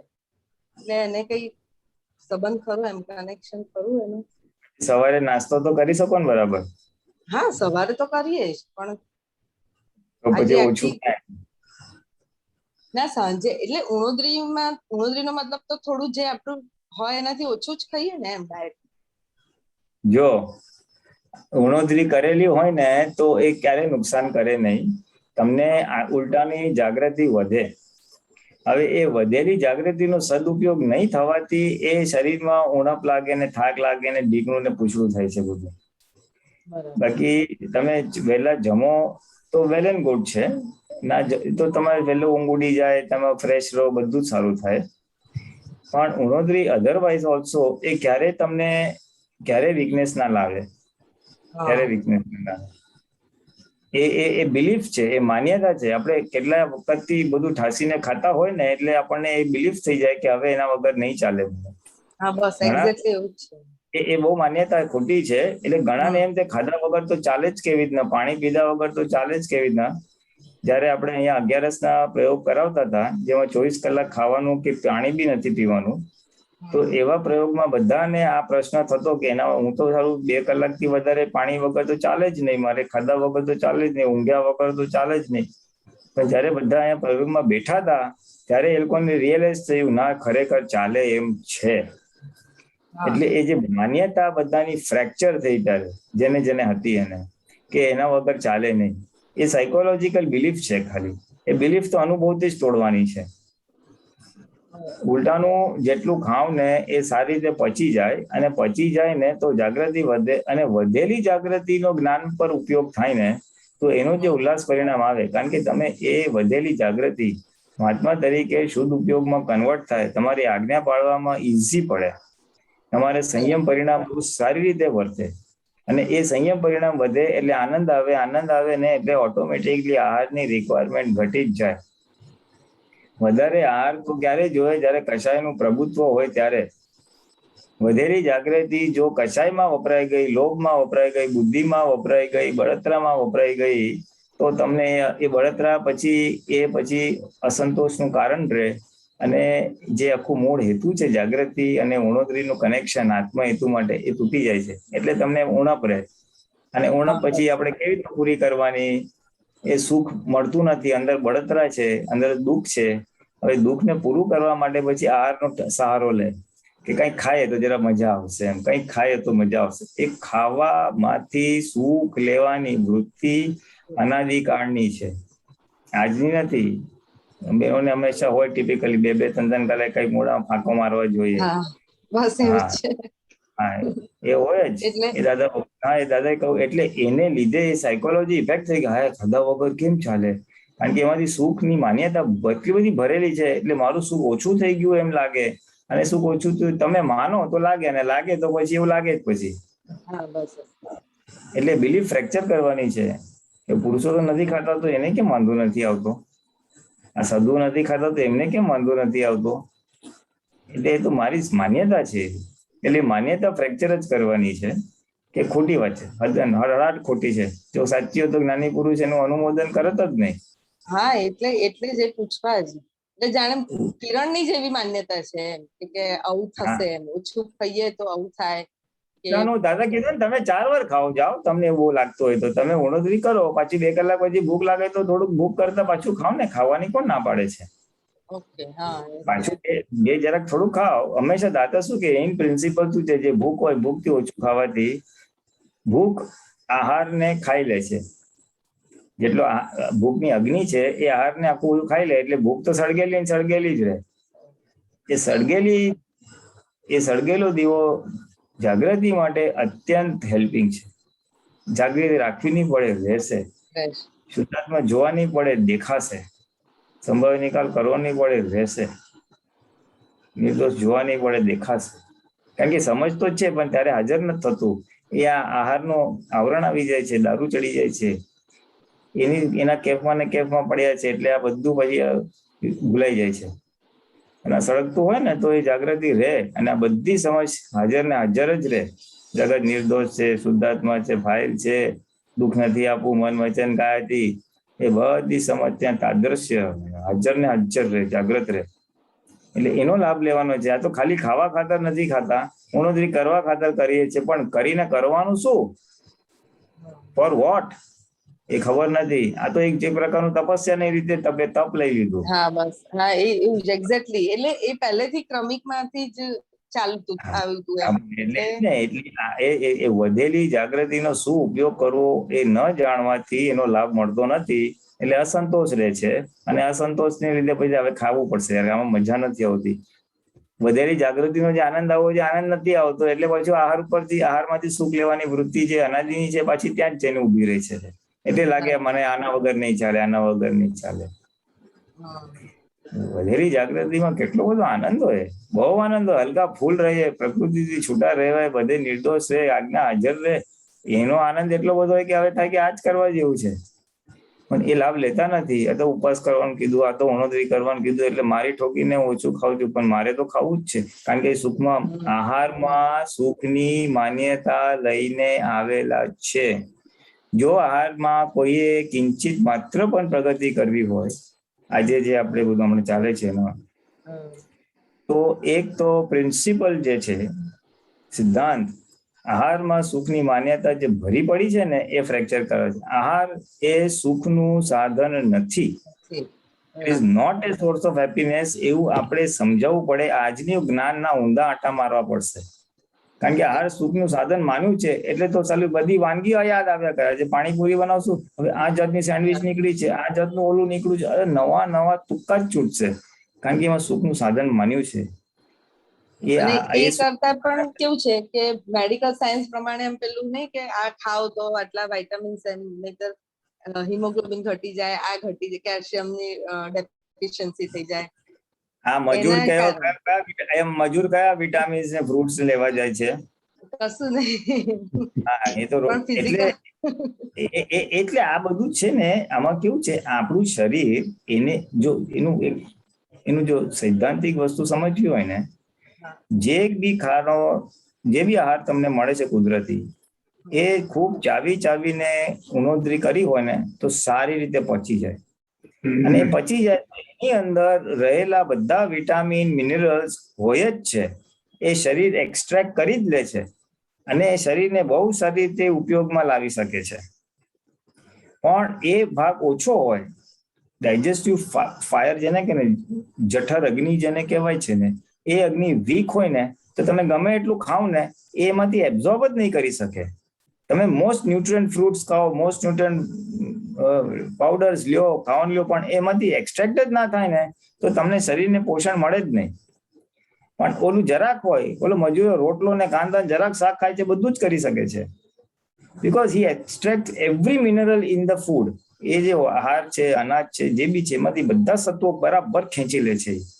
અને એ ખેંચી લે એટલે શરીરને જોઈતી બધી વસ્તુ મળે જ. જો આ શરીર એના આહારના પરમાણુ નિશ્ચિત છે, એ લઈને જ આવેલો છે, એટલે એટલું તો મળવાનું છે. અને પ્રોપરલી એબ્ઝોર્બ થઈ જાય ને, એનું લીવર કે જઠર અગ્નિ તીવ્ર હોય ને તો સારી રીતે એબ્ઝોર્બ થઈ જાય અને એને કોઈ પ્રકારની ડેફિશિયન્સી નહીં રહે. ઉપરથી નાક કરવાથી કઈ ડેફિશિયન્સી પૂરી ક્યારેય થતી નથી. એમાં તમે કેટલું ખાવ છો એ મહત્વ નથી, તમે કેટલું પચાવો છો એ મહત્વનું છે. એટલે આખો સિદ્ધાંત ત્યાં સમાયેલો છે અને એ વસ્તુ સમજવી બહુ જરૂરી છે. આહારના તો ઘણા બધા પ્રિન્સિપલ્સ છે. એક તો ચિત્તની હાજરી પૂર્વક ખાવું, ખૂબ ચાવીને ખાવું, ભૂખ કરતા ઓછું ખાવું, પછી ખોટી વસ્તુ ખાવું નહીં, ભૂખ લાગે તો જ ખાવું, ટાઈમ થઈ ગયો તો એટલે ખાવું છે એવું જરૂરી નથી. ઘણા બધા આસ્પેક્ટ દાદા ભગવાને ખુલ્લા કરેલા છે. 6 પ્રકારના રસ છે, એક રસમાં કયું તત્વ ભરાયેલું છે, અગ્નિ તત્વ, જલ તત્વ, વાયુ તત્વ, અને એ તત્વો કઈ રીતે શરીરમાં હેલ્પિંગ કરે છે, સૂજ વધે છે. આખું આહારનું જે વિજ્ઞાન દાદા ભગવાને ખુલ્લું કર્યું છે, બહુ અદભુત વિજ્ઞાન ખુલ્લું કર્યું છે. પણ એમાં આ 2-3 વસ્તુ તો ખાસ રાખવા જેવી: ચિત્તની હાજરીપૂર્વક ખૂબ ચાવી અને ઓણોદરી. આટલું રહે ને તો બોડીને જોઈતા બધા ન્યુટ્રન્સ અને વિટામિન્સ મળી જાય એવું છે. એટલે એ તો મગજમાંથી કાઢી જ નાખો કે ઉણોદરી કરવાથી થાક લાગશે. થાક લાગે જ નહીં, ઉલટાનું ફ્રેશ લાગે. તમે છે ને ખાધેલું પચ્યું ન હોય ને ગેસ થયો ને તો ઉલટાનું થાક લાગે, અને આ ગેસ ના થયું હોય ને તો વધારે ફ્રેશ રહે. જે ઘણા લોકો એક ઓલી નવી ડાયટ સિસ્ટમ ફોલો કરે કે સવારે અનાજ નહીં ખાવાનું, કાચું ખાવાનું કે ફ્રૂટ ખાવાનું, સલાડ ખાવાનું, તમે જો એ ખાઈ જુઓ તો ઉલટાનું વધારે ફ્રેશ લાગશો. યુ ફીલ મોર એનર્જેટિક, ગેન નહીં ચડે, ઊંઘ નહીં આવે. કારણ કે લોકો એક વસ્તુ ભૂલી જાય છે, અનાજને પચાવવા માટે બી શક્તિની જરૂર છે. તમે અનાજ ના નાખો ને અને આ બધું ફ્રૂટ વેજીટેબલ નેચરલ ખાઓ ને તો એ પચાવવાની શક્તિ બચી જાય છે અને એને વધારે ફ્રેશનેસ લાગે છે.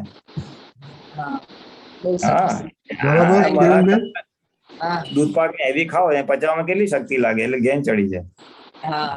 એટલે હલકો આહાર લેવો જોઈએ, સાત્વિક આહાર લેવો જોઈએ. તો મોક્ષ માર્ગમાં જાગૃતિ વધારે ના રહે તો સાત્વિક અને હલકો આહાર બહુ જ હિતકારી છે. Type of food, quantity of food, how to eat food, એ બધા પ્રિન્સિપલ્સ છે.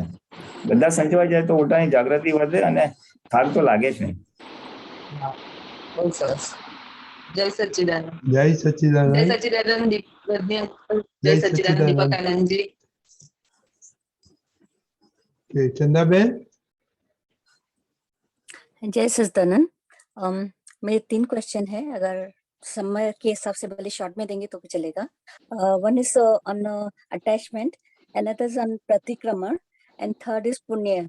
अभी फर्स्ट जो अटैचमेंट पे है वो आज दादा भगवान पे पड़ा कि अपने स्वरूप के सिवाय चित्त कहाँ भी जाता है वो अटैचमेंट है, तो उसको बताएंगे। अटैचमेंट अपने स्वरूप के सिवाय तो कहीं जगह जाता है, तो इसको अभी अटैचमेंट यानी अभी अटैचमेंट तो चित्त वहां पे चिटक जाना एक बात है, और अटैचमेंट एक दूसरा व्यू पॉइंट से ममता भी बोली जाती है, मेरा मेरा।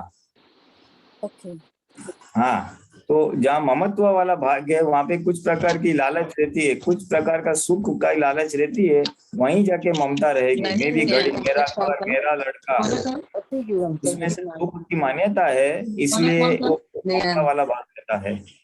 और अटैचमेंट वहां पे चिटकता वहीं पे है। मैं रास्ते में हाँ, कौन से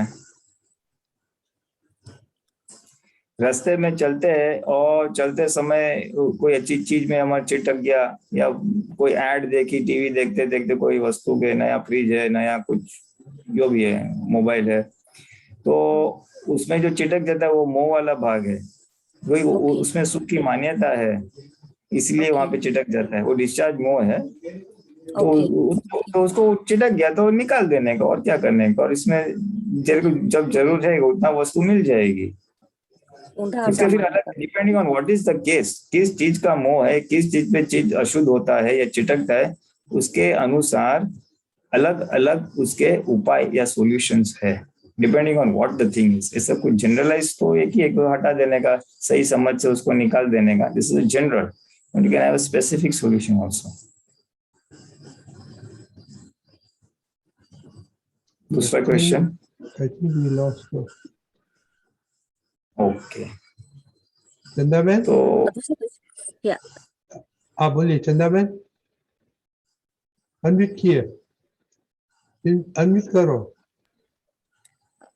दूसरा हाँ, बोलिए। क्वेश्चन है प्रतिक्रमण पे है। प्रतिक्रमण कितने प्रकार का होता है, यानी लाइक हमेशा ये होता है कि दूसरे को हमारे से दूसरे को कष्ट हुआ, वही प्रतिक्रमण होता है, या जो हमारी आत्मा के ऊपर, हमारे कर्म जो आत्मा के ऊपर आवरण आते, तो अपनी रिलेटिव शुद्धात्मा से प्रतिक्रमण मांग सकता है। जैसे निश्चय नियमन में हमने पढ़ा है कि मारा पिछला अज्ञान ने कारण मारापनो पोतापनो कराय છે ત્યાં something I shoot and sight प्रतिक्रमण करूँ छू, तो वो थोड़ा एक्सप्लेन करेंगे कि क्या है वो मारापनो पोतापनो, और रियल से प्रतिक्रमण कर सकते हैं कि इतना उससे आवरण जो आते हैं, जो हमको आवरण आते हैं, ऐसे प्रतिक्रमण। हाँ, प्रतिक्रमण बेसिकली मन वचन काया से अगर किसी को दुख होता है उसके कर सकते हैं। हमारे गलतियां हैं जो हमें नहीं करना था लेकिन हम करते हैं, आणक का विषय, आणक की लक्ष्मी, चोरी, वाच महाव्रत भंग करते हैं। हाँ, तो वो सब मन के दोष होते हैं कभी कभी, तो उसके भी प्रतिक्रमण कर सकते हैं। फिर हम आज्ञा में नहीं रहे, उसके भी प्रतिक्रमण कर सकते हैं कि मैं शुद्धात्मा देखने चूक गया, ये फाइल थी, संभव से निपटारा नहीं किया, मैंने मुझे व्यवस्थित नहीं दिखा, सामने वाला करता दिखा, उसके प्रतिक्रमण भी हो सकते हैं। फिर मारापनो पोतापनो करा, मारा अज्ञान ने चिकास नहीं कर रहे हैं, वो मतलब मारापनो पोतापनो कराव से। हाँ, पर मारापणु पोतापणु यानी क्या है? पोतापणु यानी खुद के डिजाइन के अनुसार दूसरों को चलवाना, खुद के अनुसार धार्यु करावनु के ना जेने। हाँ, वो है। तो अगर मैं अज्ञान के वश में हो जाता है तो मैं उसको मैं वहां से हटा खींच लूंगा, ऐसा नहीं करूंगा, ऐसा निश्चय करता हूँ। तीसरा क्वेश्चन है, दादा भगवान हमेशा सुना है कि पुण्य वापराई जैसे, तो इस तरह नहीं एक्सचेंज ऑफर कि हमारा जो पुण्य रिलेटिव के सुख के बजाय कि हम भाव करें कि वो आत्मा जागृति में हमारा वो पुण्य वापराई जाए, ऐसा ऑप्शन होता है क्या? यानी जैसे दादा भगवान बोलते हैं पुण्य वापराई जाए, ऐसा होता है? अभी बच्चों के साथ वही बात की मैंने, बच्चों के साथ वही बात की। दादा भगवान ने सारी जिंदगी वो सिद्धांत यूज किया है। उन्होंने अपनी खुद की पुण्य खुद के लिए बहुत ही कम यूज की और सब परोपकार में ही वापरी, जगत कल्याण के निमित्त में ही वापरी। वो कविराज का एक पद भी है कि हमें तो पूरा एक कप भर के मिला था लेकिन हमने उसमें से 2 घूंट ही पिया है। हाँ, खुद के लिए, that is for his first. यानी हमारे पर्सनल बॉडी को मेंटेन करने के लिए बेसिक प्रिंसिपल इज, ये शरीर को टिकाने के लिए मिनिमम हिंसा होनी चाहिए और मिनिमम चीजों का उपयोग होना चाहिए। इसलिए साधु लोग परिग्रह रखते हैं, बहुत कम कपड़े पहनते हैं, कम खाते हैं, अहिंसक आहार रहते हैं, आहार विचार उच्चार, that is the whole principle. इसलिए परिग्रह वगैरह सब उसके एक्सटेंशंस है। राइट। हाँ। सो पुण्य की जो बात है आपकी, वो तो एक सनातन सिद्धांत है। जितनी पुण्य हम हमारे शरीर या मुंह में वापरेंगे तो उतनी फिर कम मिलेगी। तो एक्सचेंज ऑफर नहीं, अपने को खाली नक्की करने का है, निश्चय डिसाइड करने का है कि मेरी सारी पुण्य मेरे मोक्ष मार्ग में प्रगति के लिए यूज हो, मेरी सारी पुण्य मेरी आत्म जागृति बढ़े, मेरी आत्म जागृति बढ़े, उसके लिए उसका उपयोग हो, ऐसा निश्चय करना। अगर वो नक्की करोगे तो ऑटोमेटिकली बाय डिफॉल्ट ये पुण्य जो रिलेटिव में यूज हो जाती है, उसमें आप ऑटोमेटिक इकोनॉमी करोगे। आपके पास 10 ड्रेस है तो फिर 20 ड्रेस की जरूरत नहीं है। Just because you can afford, you not buy it, need based हो जाएगा। कपड़ा है, खाना पीना है, घूमना फिरना है, एसी में जाने की जरूरत नहीं है, ट्रेन से जाते हो, you can go by second class. ये तो दादा भगवान आपकी जिंदगी सेकंड क्लास में गए, उन्होंने कभी फर्स्ट क्लास में ट्रैवल नहीं किया, तभी थर्ड क्लास था।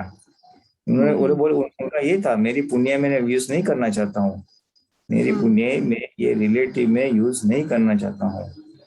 तो उन्होंने ट्रैवलिंग पे ऐसा इकोनॉमी से किया, कपड़ा खाना पीना सब में उन्होंने किया, ताकि सारी पुण्य आत्मा के लिए रखी। और हमारे लिए जो जागृत महात्मा है और जिसको रियली आत्मा में आगे प्रोग्रेस प्रगति करनी है, उसके लिए ये बहुत ही इम्पोर्टेंट बात है। It has not been brought out so easily. ये बात इतनी बार प्रचलित, इतने शब्दों में स्पष्ट तरीके से नहीं आई अभी तक। छुटक एग्जाम्पल्स है, but it is a very very fundamental principle with दादा भगवान हैड फॉलोड, कि मेरी पुण्य मेरे शरीर के लिए मिनिमम यूज हो और आत्मा के लिए मैक्सिमम यूज हो। तो जागृत महात्मा को ये सिद्धांत रखना है, do not lead unnecessary luxurious life. पुण्य उसमें व्यर्थ वेस्ट न जाने दे। ये पुण्य जो बचेगी तो आपको ही काम में आएगा। मुझे सत्संग में जाना है, नहीं मिल रहा है, टाइम नहीं मिल रहा है, पैसे नहीं है, ये नहीं वो नहीं, क्या है वो, शॉर्टेज ऑफ पुण्य है और कुछ नहीं। पुण्य होती तो फट फट सत्संग में जाने का, आज्ञा समझने का, आज्ञा का पालन करने का, सब में ये सब पुण्य तो चाहिए। अब ये सत्संग के लोगों को सुनने का, लेकिन सुन नहीं पाते हैं, तो इधर तो उधर पुण्य चाहिए। इस अगले पुण्य में रिलेटिव में वापर तो रियल में फिर वो शॉर्टेज हो जाएगी। हाँ, सो ये सिद्धांत हेल्पिंग रहेगा, बहुत हेल्पिंग रहेगा। Okay, thank you. ये मतलब भाव करने से, निश्चय करने से ये ना वो हो सकता है, यानी लाइक पुण्य वो वहाँ हो सकता है। दूसरा बोलते हैं जग कल्याण के लिए वो अंदर भावना नहीं आती। जग कल्याण के लिए जैसे हमने सुना है कि जैसे बोलते हैं कि मेरे डैडी के घर में समझो खाना पीना बहुत पक्का है, यानी, और या मेरे भाई के आफ्टर मैरिज के जो लेडीज होती है, या मेरे भाई के घर में बहुत पूरी पकवान पकड़े, पर मैंने नहीं पकाया तो मेरा पेट नहीं भरेगा। तो भले कितने भी सिद्ध पुरुष हुए या दूसरे के लिए कल्याण मांगा, मैंने अपना कल्याण नहीं किया, मेरी मान्यता ऐसी है, तो मैंने अपना कल्याण, आत्म कल्याण नहीं किया, तो सबका मोक्ष हो गया, तो मेरे को क्या मिलेगा, मेरा ऐसा मान्यता है। तो जग कल्याण क्या भावना रखनी अच्छी है? मेरे को अपना लगता है कि जगत कल्याण की भावना करने से क्या होगा, पहले तो खुद का कल्याण होगा, दूसरों को हम सहायता में निमित्त बनेंगे तो हमारा भी सहायता हो जाएगी। उसमें तो खाली भावना करनी है, हमें खाली भावना करनी है, निमित्त कुदरत बनाएगा अपने को। हमारे पास जो भी कुदरती प्राकृतिक शक्ति हम लेके आए हैं, जो भी, किसी के पास टैलेंट है, किसी के पास शक्ति है, किसी के पास पैसा है, किसी का जो भी है, तो वो कुदरत उसका सदुपयोग जगत कल्याण के मिशन में यूज कर लेगी। अगर हमारे निमित्त से किसी का कल्याण होता है तो हमारा कल्याण तो ऑटोमेटिकली फ्री ऑफ कॉस्ट हो जाने वाला है। By giving you get हाँ, मेरे को लगता है एक बार सूरज बन गया तो न चाहते हुए भी उसकी रोशनी पूरे जग को रोशन करेगी। तो पहले अपने आत्म का कल्याण करे, तो न चाहते हुए भी पूरा तन मन सब, यानी सब जग कल्याण के लिए यूज होएगा, यानी पर मेन मोटो अपने आत्म कल्याण। that is a different viewpoint of जगत कल्याण। ये जो पहला व्यू पॉइंट था ना जगत कल्याण का, वो निमित्त खुद के लिए, ऑन एन एवरेज महात्मा के लिए, कि कैसे होगा, अब भावना करो तो कुदरत यूज करेगा। सेकेंड एस्पेक्ट ऑफ जगत कल्याण इज कि वो जो मैं ऐसी बात बोलूं कि दूसरों को ये दादा की बात समझ में आए और दादा की बात का लाभ मिले। तो उसके लिए ये जो आप बोल रहे वो है कि आपके बोलने से कुछ होने वाला नहीं है, आप कल्याण स्वरूप हो जाओ, आपका ही कल्याण इतना हो गया हो, आपके कषाय चले गए, आपके डिस्चार्ज में चले गए, आपकी चित्त वृत्ति की मलिनता चली गई, तो ऑटोमेटिकली आपकी हाजिरी से लोगों का कल्याण होगा। आप अपना कल्याण खुद करोगे, आप अपनी शुद्धिकरण, आपकी जागृति की बढ़ोतरी करोगे, तो आपकी हाजिरी से दूसरों को कल्याण होगा। कल्याण करना नहीं पड़ेगा। गुलाब होता है तो गुलाब को इसका भी बोलना नहीं पड़ता है मेरी खुशबू लो, मैं खुशबूदार हूँ, वो खुशबू फैलने ही वाली है। ज्ञानी पुरुष है तो उनकी हाजिरी से दूसरों को आनंद होता है, शेयर प्रेजेंस। कीर्तन करे तो उनकी वातावरण से सबका कल्याण होता है, बोलना भी नहीं पड़ता, परमाणु की असर होती है धाड़ करके। तो जितना हमारा खुद का कल्याण यानी हमारी पुद्गल की शुद्धिकरण यानी कषाय के वो रिडक्शन कम होना और आत्म जागृति की बढ़ोतरी, तो ये जो प्योरिटी है मन वचन काय की शुद्धता है, कषाय की मंदता है, वो इटसेल्फ काम करेगा, करना नहीं पड़ेगा। उनकी हाजिरी से लोगों को, उनके बोलने से, वर्तन से अपने आप कल्याण हो जाएगा। पीपल विल बी इम्प्रेस्ड, उनके ऊपर प्रभाव पड़ेगा ऑटोमेटिकली। तो वो सेकंड वाला बात है, खुद का पहले कल्याण करो तो कल्याण के निमित्त आप अपने आप बन जाओगे। करने जाने का नहीं है, करना है तो खुद का करने का है। तो मेरा ये लक्ष्य होता तो ये राइट है, गलत तो नहीं ना? क्योंकि मेरा ये दोनों व्यू पॉइंट्स है, जगत कल्याण के दोनों व्यू पॉइंट्स है। One is internal personal purification and one is assistance in the task of जगत कल्याण। खाली सत्संग करने से नहीं, सत्संग में माइक दिखाने वाला, चद्दर बिठाने वाला, लोगों को आमंत्रित करने वाला, किताबें बांटने वाले, कितने रोल्स लोगों की रोल्स की जरूरत है, कितने लोगों की सहायता की जरूरत है। तो हर एक में हम कुछ ना कुछ एक आधार का निमित्त बन सकते हैं। That is one way of physical, किसी को लेके आना जाना। So that is one aspect of जगत कल्याण एंड अदर इज पर्सनल कल्याण, जिसकी शेयर प्रेजेंस और शेयर व्यवहार से दूसरों का कल्याण होगा। So there are two viewpoints to Jagat Kalyan. Yeah, thank you from bottom of the heart. सब महात्मा को जो संयोग दिया, टाइम दिया, मेरा समाधान हुआ सब। Thank you. जय सच्चिदानंद चंदा बहन। Thank you. दीपकानंद जी। जय सच्चिदानंद। प्राइम टाइम, सामायिक टाइम। હમણાં આપણે આહારના સંબંધી સામાયિક કરીએ છીએ, જે દિવસના 3 થી 4 વખત આપણે આહાર ગ્રહણ કરતા હોઈએ છીએ, તો એમાં આપણે એક ઉપયોગ રાખવાનો પ્રયોગ રાખ્યો છે કે શું ખવાય છે એને સારી રીતે જુઓ, એમાં કયા કયા ટેસ્ટ તમને આવે છે, જ્યાં નાના બાળકો જોડે ઘણો વિસ્તારથી એ લોકોની જોડે આ પ્રયોગ ચાલી રહ્યો છે ને એ લોકો બહુ સારું ઓબ્ઝર્વેશન એમનું કીધું છે. આપણે આખું અઠવાડિયું આ રવિવાર સુધી કરવાના છીએ, તો એના પર લક્ષ્ય રાખીને આપણે, કારણ કે મોઢામાં જ એ રસની ખબર પડે છે, મોઢામાંથી અંદર ગયા પછી એ રસની કશી ખબર પડતી નથી. એટલે એ રસ આપણો અહીંયા જો ચખાય એટલે કે આપણું મગજ એને રજીસ્ટર કરે, તો પછી અંદર પાચક રસ એવા યોગ્ય અંદર પડે કુદરતી રીતે અને આપણી તંદુરસ્તી રહે.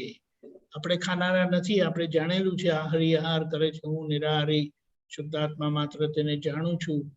એટલે એ આપણે રસના ચાખનારા એટલે કે જાણનારા છે, એના ગ્રહણ કરનારા નથી. એટલે એક બાજુ આપણું જોવાનું બહુ સરસ રીતે તીક્ષ્ણ, શાર્પ થઈ શકે છે, જેના માટે દાદાએ કીધું કે આ જ્ઞાન મળવાથી તમે જાણ્યું છે પણ જોવાનું આખું બાકી છે, એટલે સમજવાનું આખું બાકી છે. એ સમજણ પૂરી થશે, પૂર્ણ સમજ એ કેવળ જ્ઞાન છે. બહુ સરસ રીતે આપણને દાદાએ માર્ગદર્શન કર્યું છે, તો આપણે એના પર સામાયિક કરીએ. પુરીનાનજી, બોલાવું છું, તમે ફોલો કરજો ને પછી આપણે 10 મિનિટ સામાયિક કરીએ એનું આહાર સંબંધી.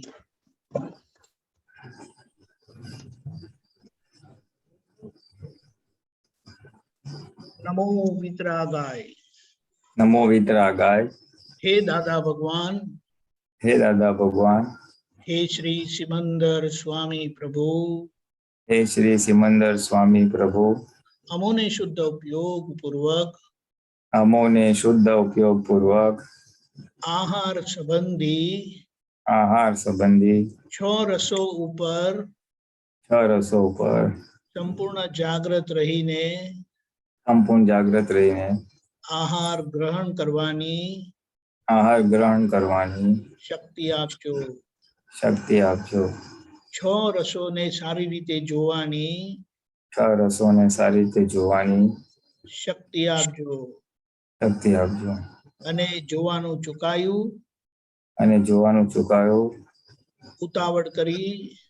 ઉતાવળ કરી બરાબર ચાવ્યા વગર ખાધું વધારે ખાધું ઉણોદરી ના થઈ તેનું પ્રતિક્રમણ કરવાની શક્તિ આપો. હું શુદ્ધાત્મા છું. હું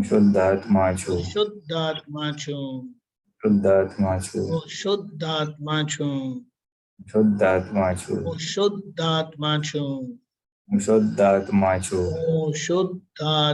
છું. જય સચ્ચિદાનંદ. જોવાનું શરૂ કરજો.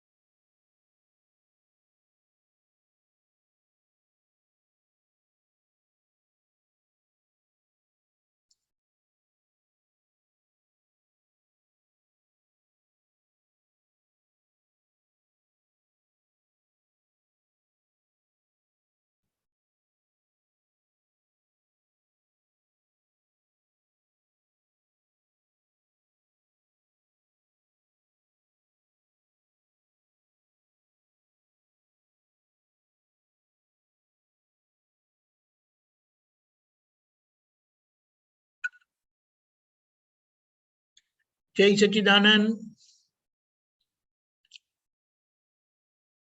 જય સચ્ચિદાનંદ. ખોલજો આંખ.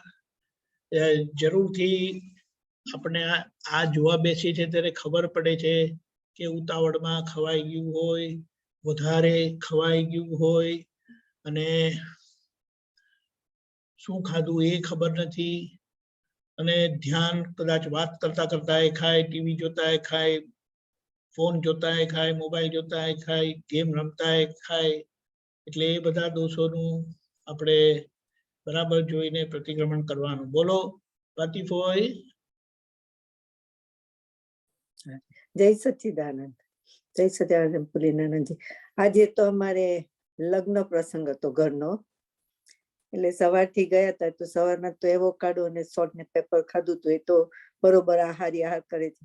પણ ત્યાં આગળ ગયા એટલે અમે આટલી દૂરથી ગયા હતા એટલે નાસ્તો હતો.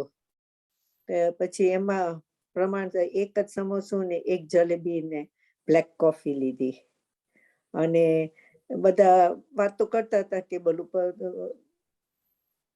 ધીમે ધીમે મેં ખાધું, કારણ કે બીજા બધા પ્લેટ ભરી હતી, ગાંઠિયા ને આંટી ને બધું. મારે કશું જોઈતું નતું. અમે ઉણોદરી જેવું, not unodari really, I didn't want anything. પછી લંચ ટાઈમ હતું કે 1 વાગે તો લંચ ટાઈમ થશે ને, પણ લંચ ટાઈમ તો 3 વાગે થયો હમણાં.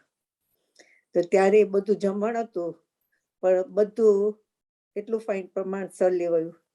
એક એ લોકોએ પેટીસ એવું કર્યું વચમાં,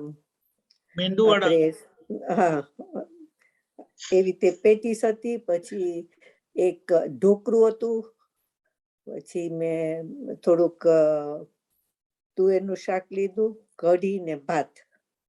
આઈ ડિડન્ટ વોન્ટ સલાડ.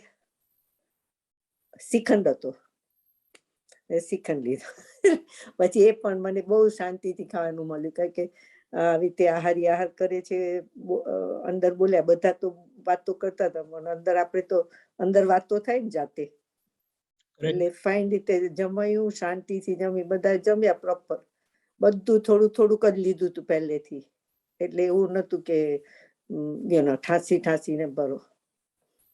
અને બસ બહુ આનંદ મેન થયો. વસ્તુ શું છે, મેન વસ્તુ શું છે કે આ બધા ખાવાના જે સંજોગ આવે છે ને, ત્યાં આપણે આવી રીતે નક્કી રાખ્યું હોય તો અંદરનો ઉપયોગ તો કે ને જેવું નક્કી કર્યું ને એટલે એ દિશામાં પ્રકાશ પાડવાનું શરૂ થઈ જાય.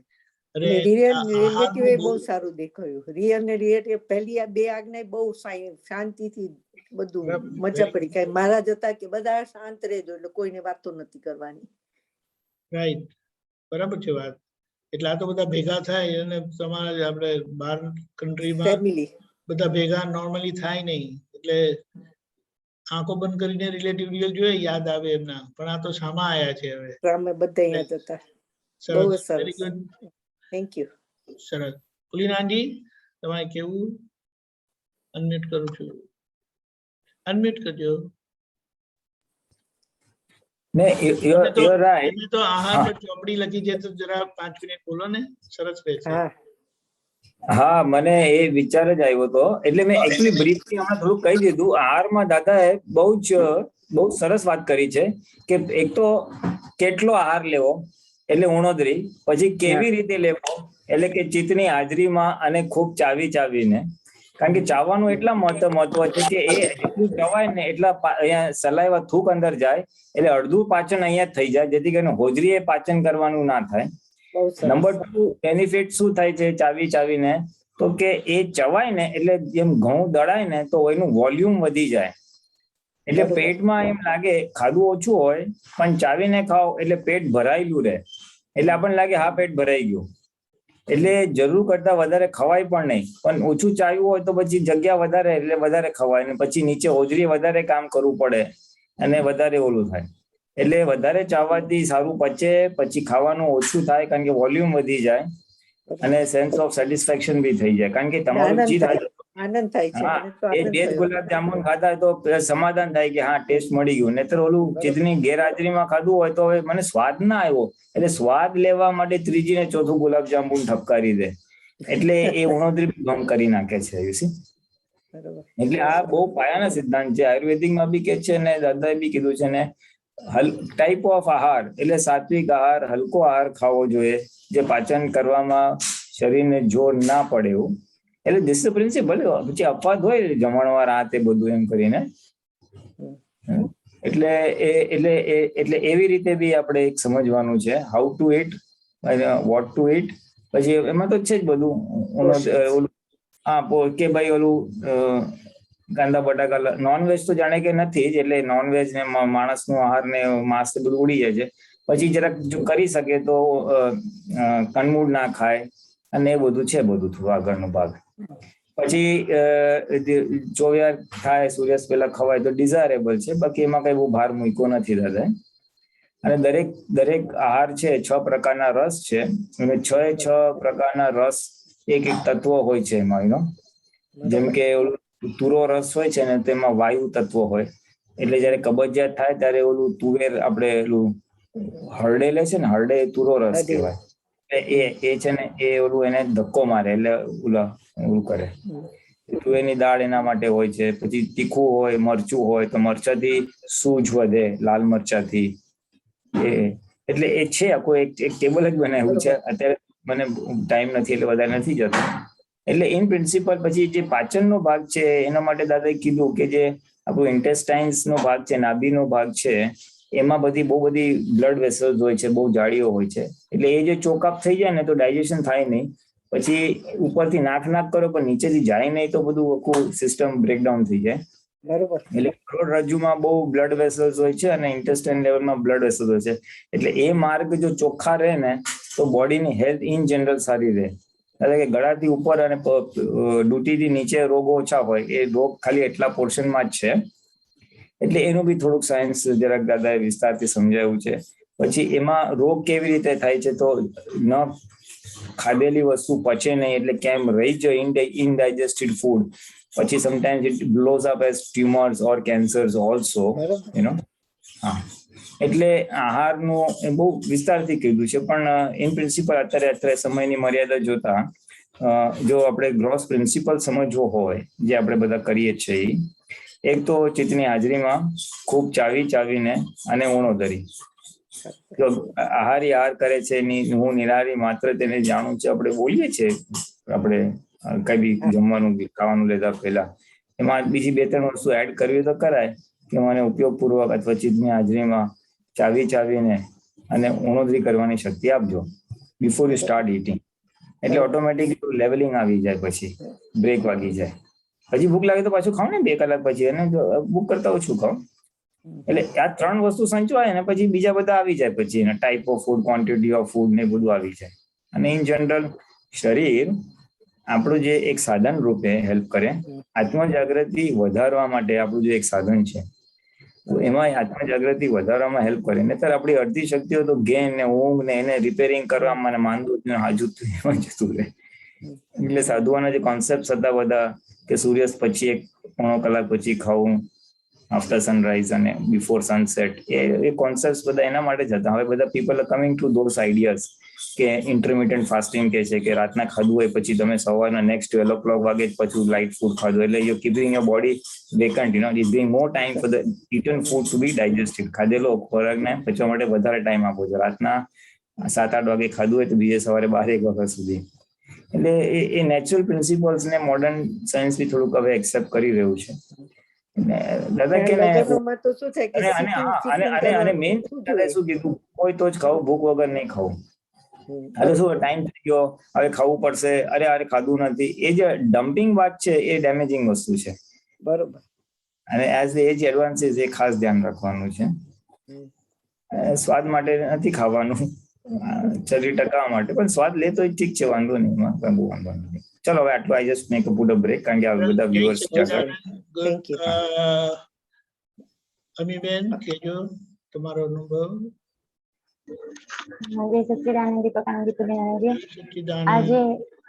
આજે એવું રહ્યું, એટલા દિવસનો જે હમણાં ઉપયોગ રહેતો હતો, તો આજે તો ગોઠવણી પણ નહીં કરવી પડી.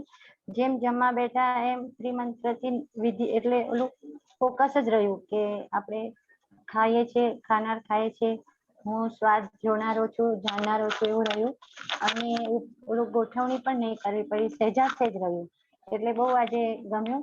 અને બીજું કે ભાવે છે કોને, ભાવવાની વસ્તુ પર આજે ફોકસ કર્યું કે મોઢામાં જાય છે પછી કેવું ભાવે છે. જેમ કે લસ્સી આજે ગરમી હતી એટલે થોડી લસ્સી પીવાય રહી નહીં, ત્યારે અંદર જે મોઢામાં જે એને સુખ લાગ્યું કે ભાવ્યું એના પર ધ્યાન રહ્યું કે કોને ભાવે છે એમ. હા, એ આજે એવું થોડુંક રહ્યું. બરાબર છે. બહુ સરસ, રાઈટ. એટલે આ તો આપણે આવી રીતે આ ગોઠવણી કરીએ છીએ, જોઈએ છે, એટલે આપણું જોવાનું ગોઠવાતું જાય નેચરલી. દાદાએ આખા લાઈફ દરમિયાન અવતારોથી ગોઠવણી કરતા આયા હતા, એટલે એમની કશે પણ કોઈ પણ બાબતમાં નિરીક્ષણ ચૂકતા જ નહોતા. ક્યાં શું કેમનું થઈ રહ્યું છે ને, એટલે દાદાએ અવતારોથી આ કર્યું, આપણને રેડીમેડ એમનો આખો અર્થ મળી ગયો છે અને આપણે એનો બેસ્ટ ઉપયોગ કરીએ. બહુ સરસ. કિરીટભાઈ, અને પાછું એ બહુ સરસ છે કે ખાવાનું ખાધા પછી ઈ વસ્તુ પેલા યાદ આવતી હતી, હવે યાદ નથી આવતી કે આપણે શું ખાધું હતું. આમાં એક સિદ્ધાંત એવો છે કે જે બાબત બની અને જે બાબત જોઈ એ બાબત ગઈ. જોવાથી એટલે કે એક્ઝેક્ટ જોવાનું છે, જેટલું જોવાતું જાય છે ને તેમ એટલું એ ઓગળી જાય છે. એનો આ સિદ્ધાંત છે. જય સચ્ચિદાનંદ. કિરીટભાઈ, આમાં જે એમને જે કીધું ને કે આજે મારે ઓટોમેટિકલી કયો રસ ખવાય છે અને શું થાય છે એ ઓટોમેટિકલી જોવાયું છે. એટલે જે એ ઉણોદરી કરી ડે 1 થી અને બધું, એટલે એ એક પ્રમાણની જાગૃતિ ઉત્પન્ન થઈ. એ જાગૃતિથી આ છૂટાપણું રહીને જોવાનું થયું કે અમીબેનને શું ભાવે છે અને શું નથી ભાવતું. અને એ જાગૃતિ એટલે એક છૂટાપણું આવ્યું. That's what I M trying to say. કરવું ના પડ્યું, આવ્યું. એટલે જાગૃતિ વધી એને કહેવાય. જ્ઞાતા દ્રષ્ટાનો ભાગ વધ્યો. That's what I M trying to say. એટલે આ વસ્તુ જેમ જેમ વધે એમ એટલો ભાગ આખો વધતો જશે. કરવો નહીં પડે, વધતો જશે. આજ્ઞા પાડવી નહીં પડે, પડાતી જશે.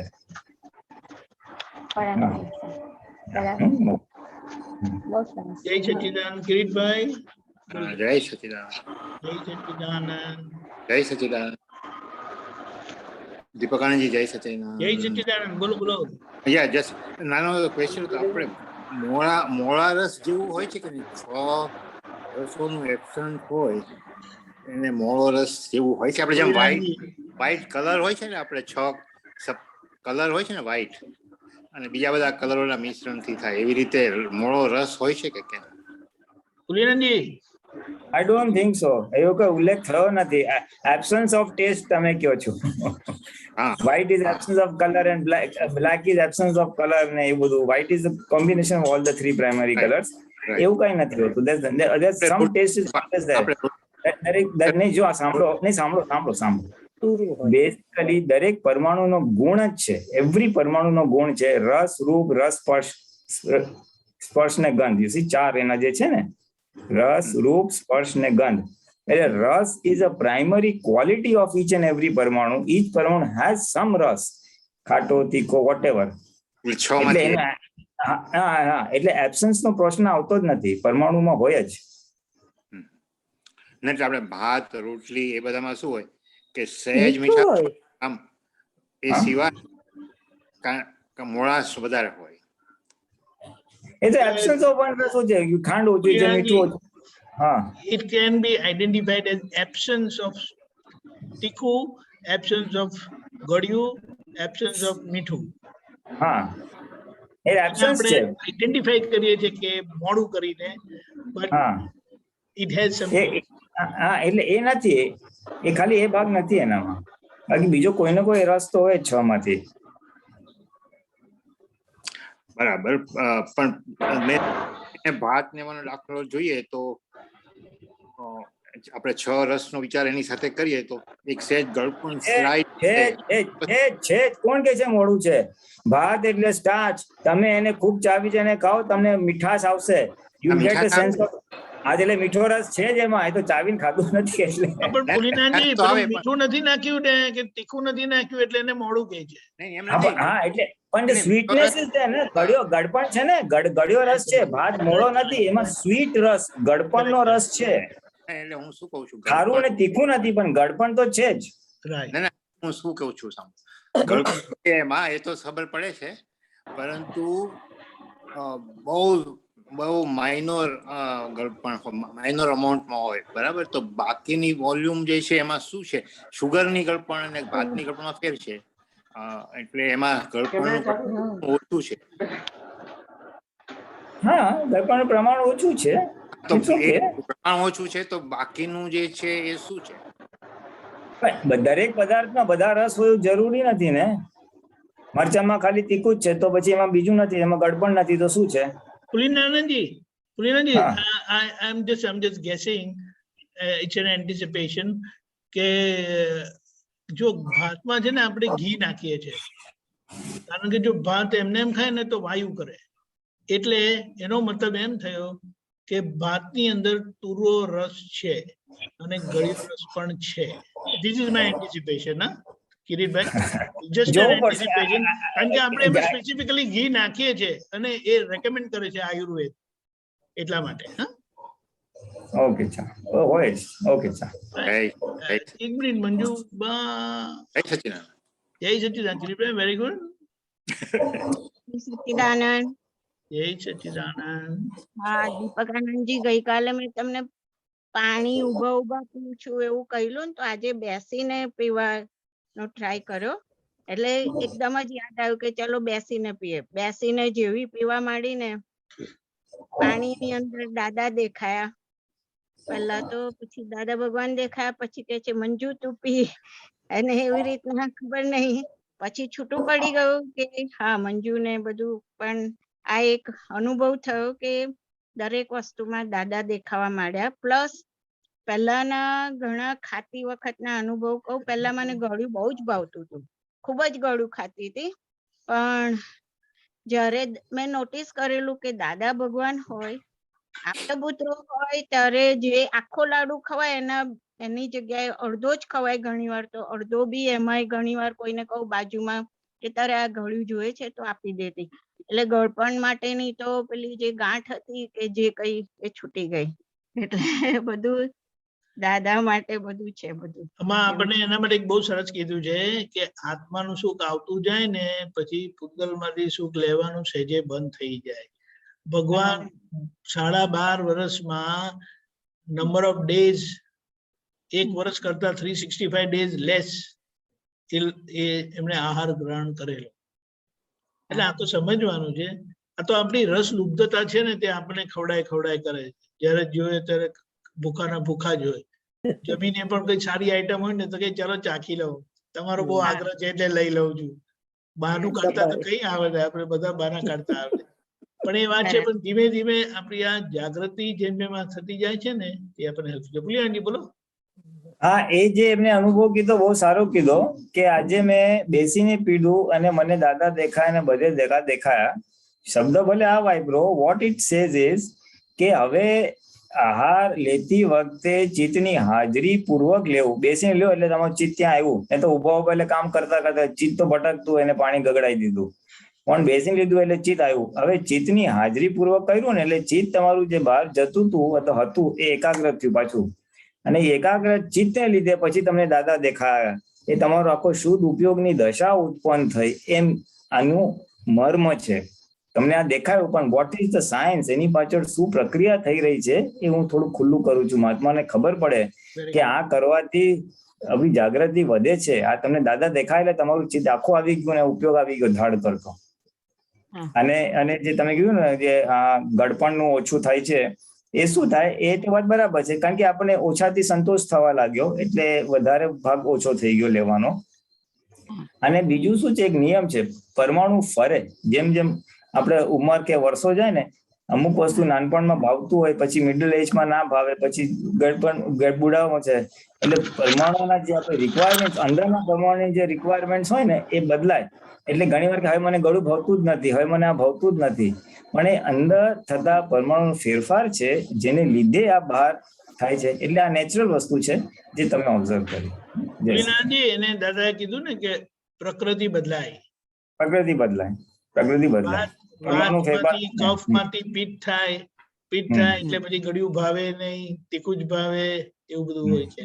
બહુ સરસ. જય સચિદાનંદ. ક્લિનાજી, આપણો સમય થયો છે, તમે ત્રિમંત્ર બોલાવો, આ લોકો ફોલો કરશે. नमो वितरागाय नमो वितरागाय नमो वरियंताणम नमो नमो अरिहंताणम नमो सिद्धाणम नमो नमो सिद्धाणम सिद्धाणम नमो आयरियाणम नमो आयरियाणम नमो वज्जायाणम नमो नमो वत्सायाणम उवज्जायाणम नमो लोये सव्व साहुणम नमो नमो लोये लोये सप्प सव साहुणम साहुणम ऐसो पंचन मुक्कारो ऐसो ऐसो पंचमुक्कारो पंचनमुक्कारो तव पावपनासनो तप्प सव पावपनासनो पावपणासनो मंगलाणं च सवेसिं मंगलाणं च मंगलानं च सवेसिं सवेसिं परमं हवै मंगलम् परमं परमं हवै हवै मंगलम् मंगलम्। ओम नमो भगवते वासुदेवाय ओम ओम नमो नमो भगवते भगवते वासुदेवाय वासुदेवाय। ओम नमः शिवाय। ओम ओम नमः नमः शिवाय। शिवाय। जय सच्चिदानंद। जय जय सच्चिदानंद। सच्चिदानंद। જય સચ્ચિદાનંદ. કાલનો પ્રોગ્રામ જોતા પહેલા આજે નોરતું હતું બીજું, કાલે ત્રીજું નોરતું છે અને ખાસ કરીને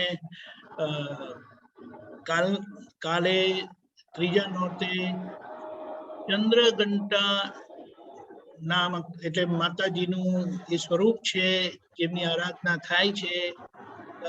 સામાન્ય વર્ણન કરે તો એ સિંહ ઉપર બિરાજેલા છે, 10 હાથ બતાડ્યા છે, અહીંયા ચંદ્રમાનો તિલક છે અને ત્રીજી આંખ ખુલ્લી છે. અહીંયા આપણે સમજી શકીએ છીએ કે મહાત્મા તરીકે એ જે શસ્ત્રો બતાડ્યા છે માતાજીના હાથોમાં એ બધા આપણને 5 આજ્ઞા આપેલા છે. એને ટૂંકમાં કહીએ તો એક આંખમાં પ્રેમ અને બીજા આંખમાં કડકાઈ, કારણ કે આ તો પ્રકૃતિ છે ને, એટલે ત્યાં સંભાવે નિકાલ કરવામાં આંખોય કાઢવી પડે અને પણ બંને આંખો ના કઢાય, એક જ આંખ કઢાય. પણ ત્રીજી આંખ ખુલ્લી છે, બહુ મહત્વનું છે. અને ચંદ્રમાં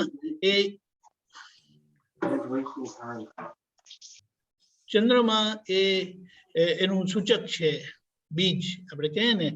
એટલે બહુ સરસ, એટલે આપણે સમજી શકીએ છીએ કે માતાજીની આરાધનામાં એ લોકો એટલું સરસ ગોઠવેલું છે કે આપણને ખબર પડે કે આરાધના કરતા કરતા આપણે કેવી રીતે પ્રકૃતિ એવી સહજ થાય, એ સહજ પ્રકૃતિની અંદર આદ્ય શક્તિ ખુલ્લી થાય અને આદ્ય શક્તિમાં શિવજી પૂર્ણપણે પ્રકાશમાન થાય. જય સચ્ચિદાનંદ. કાલનો પ્રોગ્રામ 6 વાગે પ્રાતઃવિધિ, 10:15 ગુજરાતી સત્સંગ, 4:30 કીર્તન ભક્તિ અને આરતી, 6:30 ઇંગ્લિશ સત્સંગ, 7:45 જુનિયર ફોરમ, રાત્રે 9 વાગે હિન્દીમાં વર્લ્ડવાઇડ સત્સંગ અને ફરીથી આહાર સંબંધી સામાયિક રાખીશું. દિવસ દરમિયાન જ્યારે આપણે આહાર ગ્રહણ કરતા હોઈએ છીએ તો એમાં શ્રવણ રસોને જોવાનો ઉપયોગ ગોઠવીશું, એનો ઉત્તમ પ્રયોગ કરીશું. બધાને જય સચ્ચિદાનંદ. જય સચ્ચિદાનંદ. દીપકાનંદજી પૂર્ણ સર્વે મહાત્મા જય સચ્ચિદાનંદ. જય સચ્ચિદાનંદ. મોરડાની પટ્ટી ખોલી નાખો. જય સચ્ચિદાનંદ. જય સચ્ચિદાનંદ પુલિનાનંદજી, દીપકાનંદજી, જય સચ્ચિદાનંદ પુલાનીનંદજી, જય સચ્ચિદાનંદ દીપકાનંદજી, જય સચ્ચિદાનંદ મહાત્માઓને જય સચ્ચિદાનંદ. નમસ્કાર. જય સચ્ચિદાનંદ. કંચનભાઈ નલિનીબેન, જય શ્રી રામા, જય સચ્ચિદાનંદ મહાત્માઓને જય સચ્ચિદાનંદ. નમસ્કાર. નમસ્કાર કરું છું.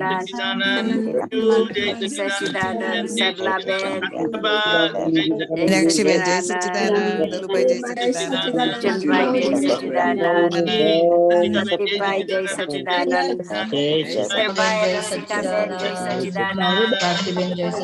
સચ્ચિદાનંદ સ્વામી જય સચ્ચિદાનંદ. કૃપાબેન જય સચ્ચિદાનંદ.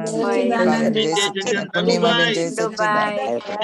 ચંદબેન અલીબેન જય સચ્ચિદાનંદ. પરમાત્મા જય સચ્ચિદાનંદ. મીનાબેન, ડોક્ટર